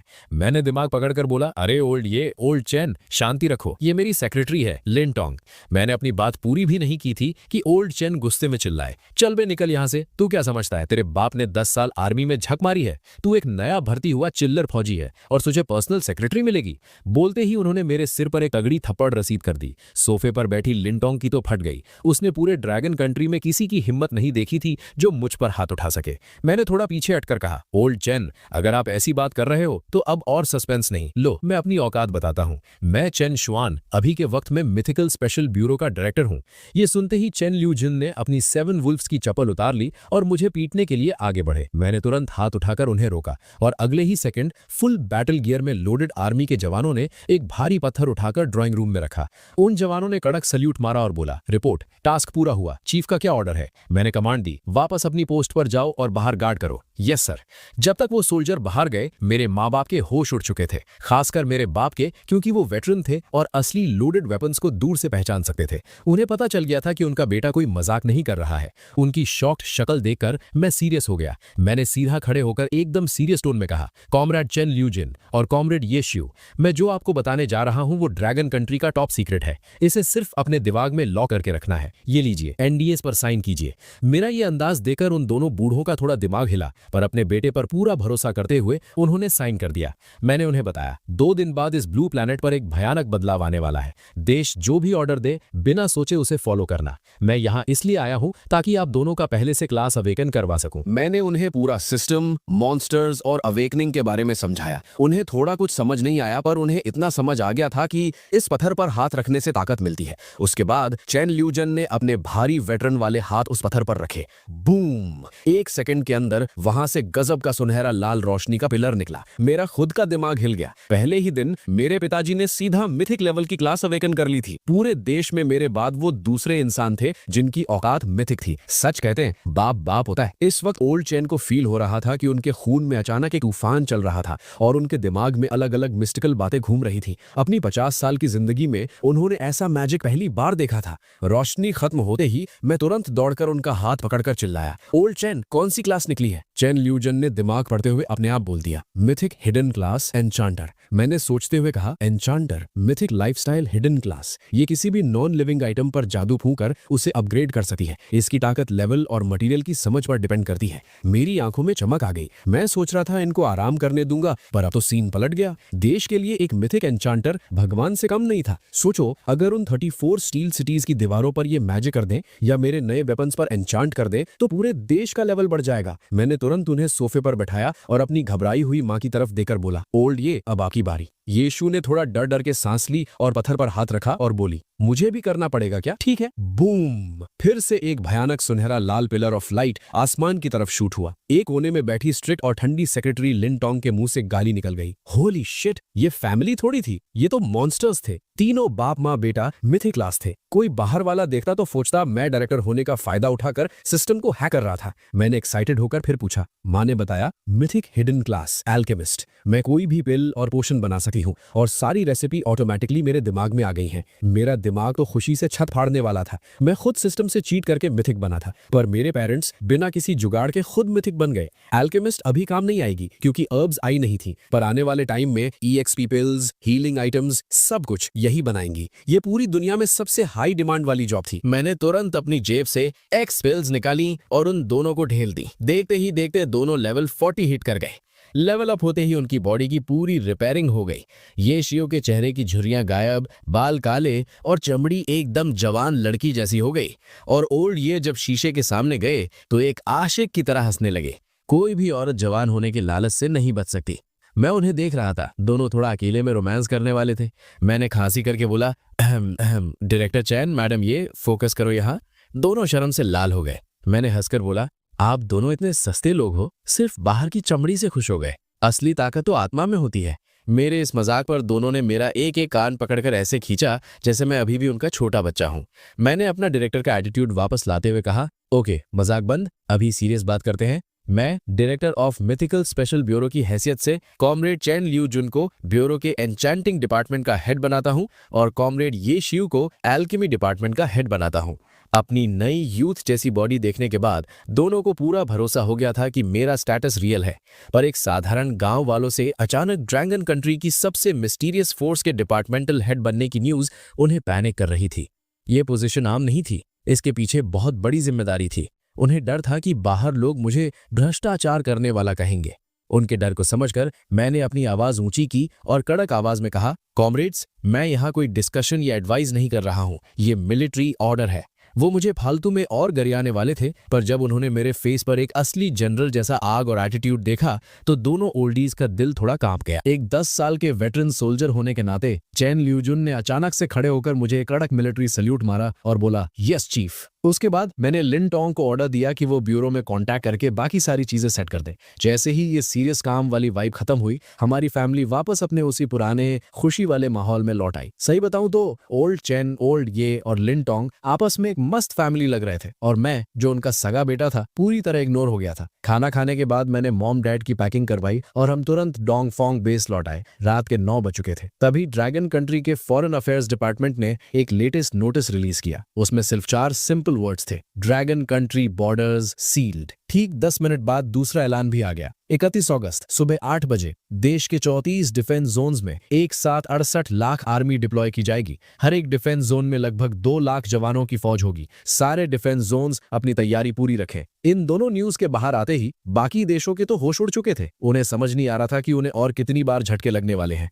पिछले कुछ दिनों से इस पूरे ब्लू प्लैनेट पर सिर्फ और सिर्फ हमारी ड्रैगन कंट्री ही ट्रेंडिंग पर थी। सोचो जरा, बाकी 4 सबसे बड़े देशों की टोटल आर्मी मिलाकर भी 60 लाख नहीं थी। और ये तो सिर्फ वो नंबर्स थे जो टेबल पर थे। अंदर खाते हमारी असली आर्मी कितनी बड़ी थी ये किसी को नहीं मालूम था। ईगल कंट्री, जो इस ब्लू प्लैनेट का दादा बनता था, उसने डर के मारे तुरंत इमरजेंसी मीटिंग बुला ली। वही उनके चमचे देश सकुरा कंट्री यानी कि जापान की आम जनता का रिएक्शन एकदम रियल था। उनके देश से बाहर जाने वाली सारी फ्लाइट्स फुल हो चुकी थी। क्रूज शिप्स और प्राइवेट यॉट्स की बुकिंग फुल थी। यहां तक कि बेयर कंट्री में इल्लीगल एंट्री मारने के टिकट्स तक नहीं मिल रहे थे। उन्हें पता था कि अगर ड्रैगन कंट्री सच में S3 सीजन यानी वर्ल्ड वॉर 3 शुरू करेगी तो सबसे पहले उन्हीं की बैंड बजेगी। सकुरा कंट्री के लिए वो रात मौत जैसी थी। लोग सो नहीं पाए। हमारे देश में भी लोग रात भर नहीं सोए थे। भले ही उन्हें देश पर भरोसा था, पर अंदर ही अंदर एक बेचैनी जरूर थी, क्योंकि देश ने अभी तक इन एक्शंस का असली रीजन नहीं बताया था। 31 अगस्त की सुबह आसमान में हल्की रोशनी होते ही सारे डिफेंस जोन्स के बाहर ढेर सारी मीडिया जमा हो चुकी थी। 2 लाख की आर्मी का एक साथ एंट्री लेना, ये इतना बड़ा सीन था जिसे देखकर असली वॉर देखने वाले बूढ़ों के भी रोंगटे खड़े हो गए थे। अचानक दूर से एक भारी आवाज आने लगी, जिसकी वजह से जमीन कांपने लगी। फिर एक ऐसा नजारा दिखा जिसने सारे ड्रैगन कंट्री वालों का सीना चौड़ा कर दिया। रोड के बिल्कुल एंड से टाइप 99 मेन बैटल टैंक्स और आर्मर्ड व्हीकल्स की एक लंबी चेन डिफेंस जोन की तरफ धीरे धीरे आ रही थी। ये लाइन ऐसी थी कि जहां तक नजर जा रही थी कोई एंड नहीं दिख रहा था। आर्मी की एंट्री के अलावा आम जनता खुद अपना सामान और खाना जमा करके आर्मी कैंप्स में दे रही थी, जिसने इंटरनेट पर सबका दिल छू लिया। यही थी हमारी ड्रैगन कंट्री की असली ताकत। फौज का जनता से प्यार और जनता का फौज पर भरोसा। 1 सितंबर सुबह 9 बजे गवर्नमेंट ने एक फ्रेश ऑर्डर निकाला। 2 सितंबर को हर तरह का काम बंद रहेगा और पूरे देश में छुट्टी होगी। सारे सिटीजन्स अपने घरों के अंदर रहे, बाहर निकलने की गलती ना करें। कल सुबह 9 बजे मिथिकल स्पेशल ब्यूरो एक प्रेस कॉन्फ्रेंस करेगा, जिसमें सभी टॉप लीडर्स होंगे और साथ ही देश की सबसे secret force mythical special forces पहली बार पब्लिक के सामने अपनी पावर दिखाएगी। ये सुनते ही हमारे इंटरनेट यूजर्स और बाकी दुनिया का दिमाग चकरा गया। पिछले कुछ दिनों से देश के हाई प्रोफाइल एक्शंस ने ब्लू प्लैनेट को हिला दिया था और अब ये मिथिकल स्पेशल फोर्सेज, सब यही सोच रहे थे क्या ये वही फोर्स है जिसने ईगल कंट्री में कार्स को नंगे हाथों से फाड़ा था। जहां हमारी जनता इस पल का वेट कर रही थी, वहीं व्हाइट हाउस में बैठा सुनहरे बालों वाला डोनाल्ड गुस्से से बेहोश होने वाला था। डोनाल्ड गुस्से से चिल्लाया, शिट, हमारी इंटेलिजेंस टीम क्या घास चल रही है? इतनी बड़ी न्यूज का उन्हें पता तक नहीं चला। जो मीडिया सड़क से फोटो खींची है वो इनकी रिपोर्ट से ज्यादा बेटर है। कोई मुझे बताएगा कि ये फोर्स आखिर करना क्या चाहती है? प्रेसिडेंट की इस चीख सुनकर ऑफिस में बैठे सारे मिलिट्री जनरल्स ने एक दूसरे की शक्ल देखी और ऐसे चुप रहे जैसे कुछ सुना ही ना हो। इस हाई टेंशन माहौल के बीच मैं डोंगफेंग बेस के अपने कमरे में आधी रात होने का इंतजार कर रहा था। ये आखिरी बार था जब मैं इस मिथिकल गेम के सामने बैठने वाला था। 2 सितंबर, ठीक रात के 12 बजे घड़ी का अलार्म बजा और मेरे फोन से एक बेहद पुरानी और भारी आवाज आई। ब्लू प्लैनेट के इकलौते क्लोज्ड बीटा प्लेयर चैन श्वान, आपका इस वक्त तक साथ देने के लिए शुक्रिया। कृपया इस मिथिकल बीटा गेम को रेट करें। मेरी आंख फड़की। इस गेम का रोना धोना बिल्कुल 10,806 जैसा क्यों था? अपना जमीर मारकर मैंने 5 स्टार रेटिंग दबा दी। सिस्टम बोला, आपकी बेहतरीन रेटिंग के लिए शुक्रिया। गेम को इतना पसंद करने के इनाम के रूप में हम आपको कुछ इंटरनल सीक्रेट्स दे रहे हैं। सीक्रेट 1, मिथिकल एरा दोपहर 12 बजे लैंड करेगा और आने से पहले कोई वार्निंग नहीं होगी। सीक्रेट 2, मिथिकल एरा के सारे मॉन्स्टर्स बुरे नहीं हैं, आप उनसे बात करके अलायंस बना सकते हैं। सीक्रेट 3, वहां सिर्फ मॉन्स्टर्स नहीं बल्कि हद से ज्यादा ताकतवर एलियन रेसेस भी हैं जो इंसानों को सिर्फ अपना खाना मानती हैं। सीक्रेट 4, पहले 1 महीने तक वो एलियन रेसेस यहाँ लैंड नहीं करेंगी, इसलिए जल्दी अपनी पावर बढ़ा लो। आखिरी लाइन बोलते ही गेम स्क्रीन पर बिजली चमकी, एक भारी फ्लैश आई और गेम हमेशा के लिए गायब हो गया। मैं हवा में हाथ मारकर चिल्लाया, अबे ये क्या है? मुझे और पैसे उड़ाने थे, मेरा लेवल अप कैसे होगा? पर फोन से कोई जवाब नहीं आया। उसके तुरंत बाद हवा अचानक जमने लगी और एक असंभव पावर हवा में से निकलकर तूफान की तरह मेरे जिस्म में घुसने लगी। मेरी बॉडी हवा में उड़ने लगी और मेरे अंदर से एक भयानक चमकती रोशनी निकलने लगी। इस पावर की वेव इतनी तगड़ी थी कि मेरे कमरे का सारा फर्नीचर राख बन गया। बगल वाले कमरे फट गए, धूल और पत्थर उड़ने लगे। स्पेशल लोहे से बना अंडरग्राउंड बेस भी इस झटके से गिरने वाला हो गया था। किस्मत अच्छी थी कि बाकी लोग दूर थे तो किसी की जान नहीं गई। इतना बड़ा बवाल हुआ तो सब भागते हुए आए। सबसे पहले मिथिकल स्पेशल फोर्सेस के लोग पहुंचे। जैसे ही वो पास आए, उन्हें लगा जैसे किसी ने उनके ऊपर एक बड़ा पहाड़ रख दिया हो। लेवल 50 होने के बावजूद वो उस पावर के आगे पतों की तरह कांप रहे थे। एक सोल्जर शौक से चिल्लाया, वो डायरेक्टर का कमरा है, क्या डायरेक्टर अवेकन कर रहे हैं? दूसरा डर के बोला, हे भगवान, ये पावर सच में बहुत भयानक है। सारे जवान आंखें फाड़े उस कमरे को देख रहे थे। तभी भागते हुए लिन जानिए वहां पहुंचे। उन्होंने हालत देखते ही चिल्लाकर ऑर्डर दिया, सारे स्पेशल फोर्सेस मेंबर्स चारों तरफ फैल जाओ और एक डिफेंसिव एरे बनाओ। अगर ये पावर और फैली तो पूरा बेस हमारे ऊपर गिर जाएगा। सारे मेंबर्स ने एक साथ कहा, यस सर, और अपनी पावर लगाकर एक बड़ा एनर्जी का घेरा बना दिया जिससे मलबा कवर हो गया। ये देखकर लिन जानिए ने राहत की सांस ली।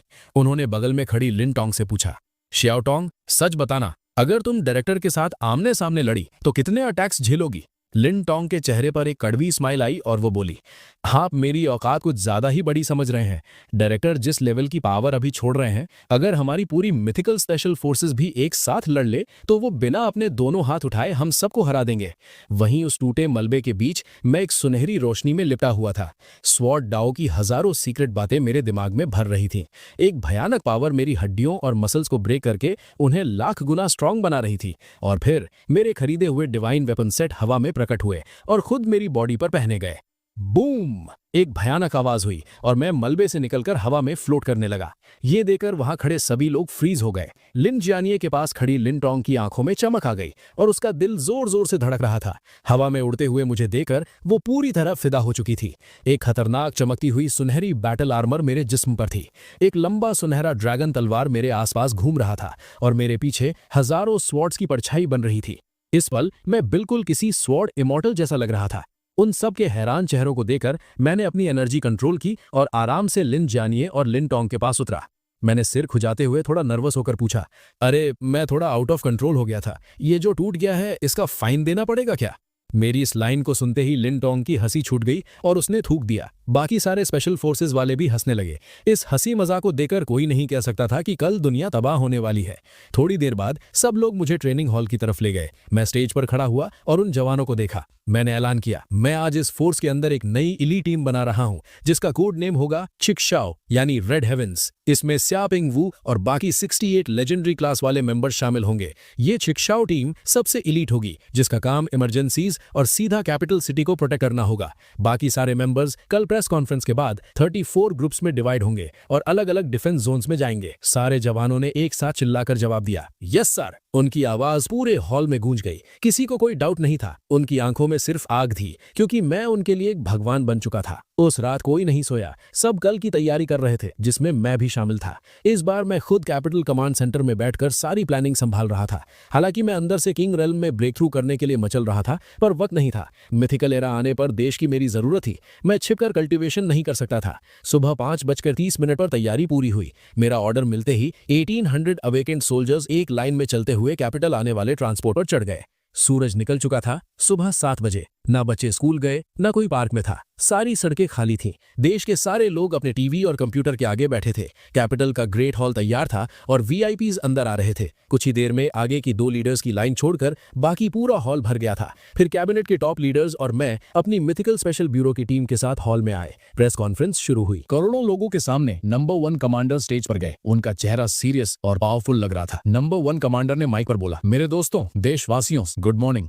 आपने सुना होगा कि हमने कई नए रूल्स लगाए हैं। पहले तो मैं पूरे देश को थैंक यू बोलना चाहता हूं कि आपने इस काम में हमारा साथ दिया। नीचे बैठे सभी लोगों ने जोरदार तालियां बजाई। नंबर 1 कमांडर ने हाथ से इशारा करके सबको शांत किया। उन्होंने आगे कहा, ड्रैगन कंट्री और पूरा ब्लू प्लैनेट एक ऐसी आफत का सामना करने वाला है जो पहले कभी नहीं आई, पर हमारी तैयारी पूरी है। मैं चाहता हूं कि कुछ भी हो जाए, आप लोग डरे नहीं। अपने देश पर, गवर्नमेंट पर, आर्मी पर भरोसा रखें। हमारी ड्रैगन कंट्री 5000 साल से खड़ी है। हमने सब देखा है और इस बार भी हम जीतेंगे। ये सुनकर पूरे हॉल के लोग खड़े हो गए और तालियां बजाने लगे। नंबर 1 कमांडर ने फिर अनाउंस किया, अब मैं ड्रैगन कंट्री के मिथिकल स्पेशल ब्यूरो के डायरेक्टर कॉमरेड चेन श्वान को बुलाना चाहूंगा कि वो आकर आपसे 2 बातें करें। नंबर 1 कमांडर स्टेज से उतरते वक्त मुझे एक सपोर्ट वाली स्माइल दे गए। मेरा दिल जोर से धड़क रहा था। मैंने पावर गेन कर ली थी और 7 दिन से डायरेक्टर था, पर इतने बड़े लेवल पर लाइव आना अलग बात थी। मैंने लंबी सांस ली और अपनी कॉम्बैट यूनिफॉर्म में स्टेज पर गया। ये मेरा पहला पब्लिक अपीयरेंस था। मेरी फिट बॉडी को देखकर टीवी के आगे बैठी लड़कियां पागल हो गईं। एक लड़की चिल्लाई, oh my God, mythical special bureau का डायरेक्टर इतना जवान है, इतना हैंडसम है कि मैं फिदा हो गई। मन कर रहा है उसके 8 बच्चे पैदा करूं। स्टेज पर खड़े होकर मैं रिस्पेक्ट के साथ एक भारी जिम्मेदारी फील कर रहा था। मैंने सीधा माइक में देखा और बोला, दोस्तों नमस्कार, मैं मिथिकल स्पेशल ब्यूरो का डायरेक्टर चेन श्वान हूं। आप में से ज्यादा लोग मुझे पहली बार देख रहे हैं, पर आगे मैं आपको बार बार दिखूंगा। ये सुनकर आम लोग कंफ्यूज हो गए, पर आगे बैठे कैबिनेट लीडर्स और टीवी पर मेरे पेरेंट्स की आंखों में आंसू थे। उन्हें पता था इस बात का वजन कितना था। वो सोच रहे थे,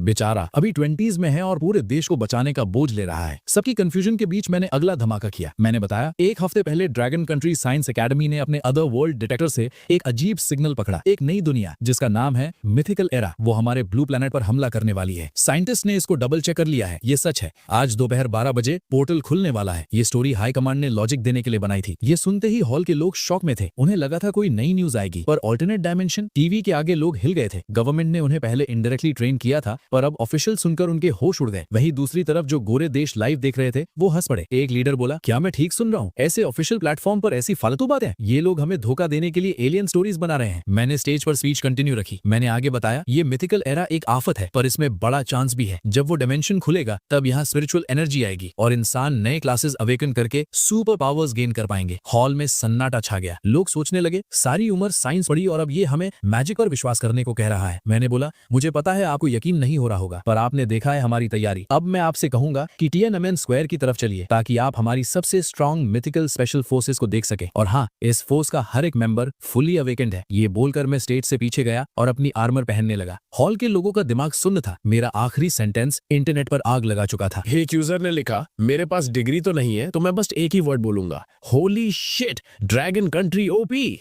दूसरी तरफ सारे ऑफिसर स्क्वायर की दीवार पर गए, पर वहां नॉर्मल गार्ड्स के अलावा कोई आर्मी नहीं दिखी। तभी लिन जियान ये आर्मर पहने हुए दौड़ कर आए और सल्यूट मारा। उन्होंने चिल्लाकर कहा, मिथिकल स्पेशल फोर्सेस की लाइन बन चुकी है चीफ, शुरू करने का ऑर्डर दे। नंबर 1 कमांडर ने हाथ उठाकर इशारा किया। अचानक गजब का जोश वाला नेशनल एंथम बजने लगा और दूर आसमान से कई लोग हवा में चलते हुए आने लगे। उनकी सिल्वर आर्मर चमक रही थी और उनकी पावर रिलीज हो रही थी। ये हमारी छिक्सिया स्क्वाड थी। वो लोग स्क्वायर के ऊपर हवा में उड़ने लगे। तलवारों की रोशनी आसमान में घूम रही थी। ये देखकर सब पत्थर बन गए। अचानक कैपिटल के आसमान में बादल गरजे। आसमान को चीरते हुए गाढ़ी सुनहरी रोशनी सीधा नीचे गिरी। मैं उस रोशनी के अंदर उस गोल्डन आर्मर को पहने हुए खतरनाक एटीट्यूड में खड़ा था। मेरे पीछे एक 100 मीटर लंबी स्वॉर्ड की परछाई थी, बिल्कुल किसी भगवान की तरह। भले ही फाइट शुरू नहीं हुई थी, पर मेरी पावर जनता को सेफ्टी का एहसास दिलाने के लिए काफी थी। 10 बजे प्रेस कॉन्फ्रेंस खत्म हुई, पर इसने दुनिया को हिला दिया। ब्लैक मार्केटिंग करने वालों की फट गई और जनता में जोश भर गया। मिथिकल स्पेशल फोर्सेस तुरंत 34 ग्रुप्स में बढ़ गई और अपने जोन्स की तरफ निकल गई। मैं और मेरी छिक्सियाओ टीम कैपिटल में ही रुक गई। दोपहर 11:30 बजते ही पूरे देश में एक तेज सायरन बजा। पूरा देश लेवल 1 कॉम्बैट मोड में था। टैंक्स, जेट्स, शिप्स और मिसाइल्स लॉक थे। न्यूक्लियर साइलोस खुल चुके थे। एक्सट्रीम टेंशन का टाइम था। पुलिस डॉग्स भी पेट भर खाना खाकर आफत से भिड़ने के लिए रेडी थे। जब कैपिटल की वॉच टावर पर सुइयां ठीक 12 बजे पर आईं, आसमान ऐसे कटा जैसे किसी ने तलवार चलाई हो और एक विशाल काली दरार धीरे धीरे खुलने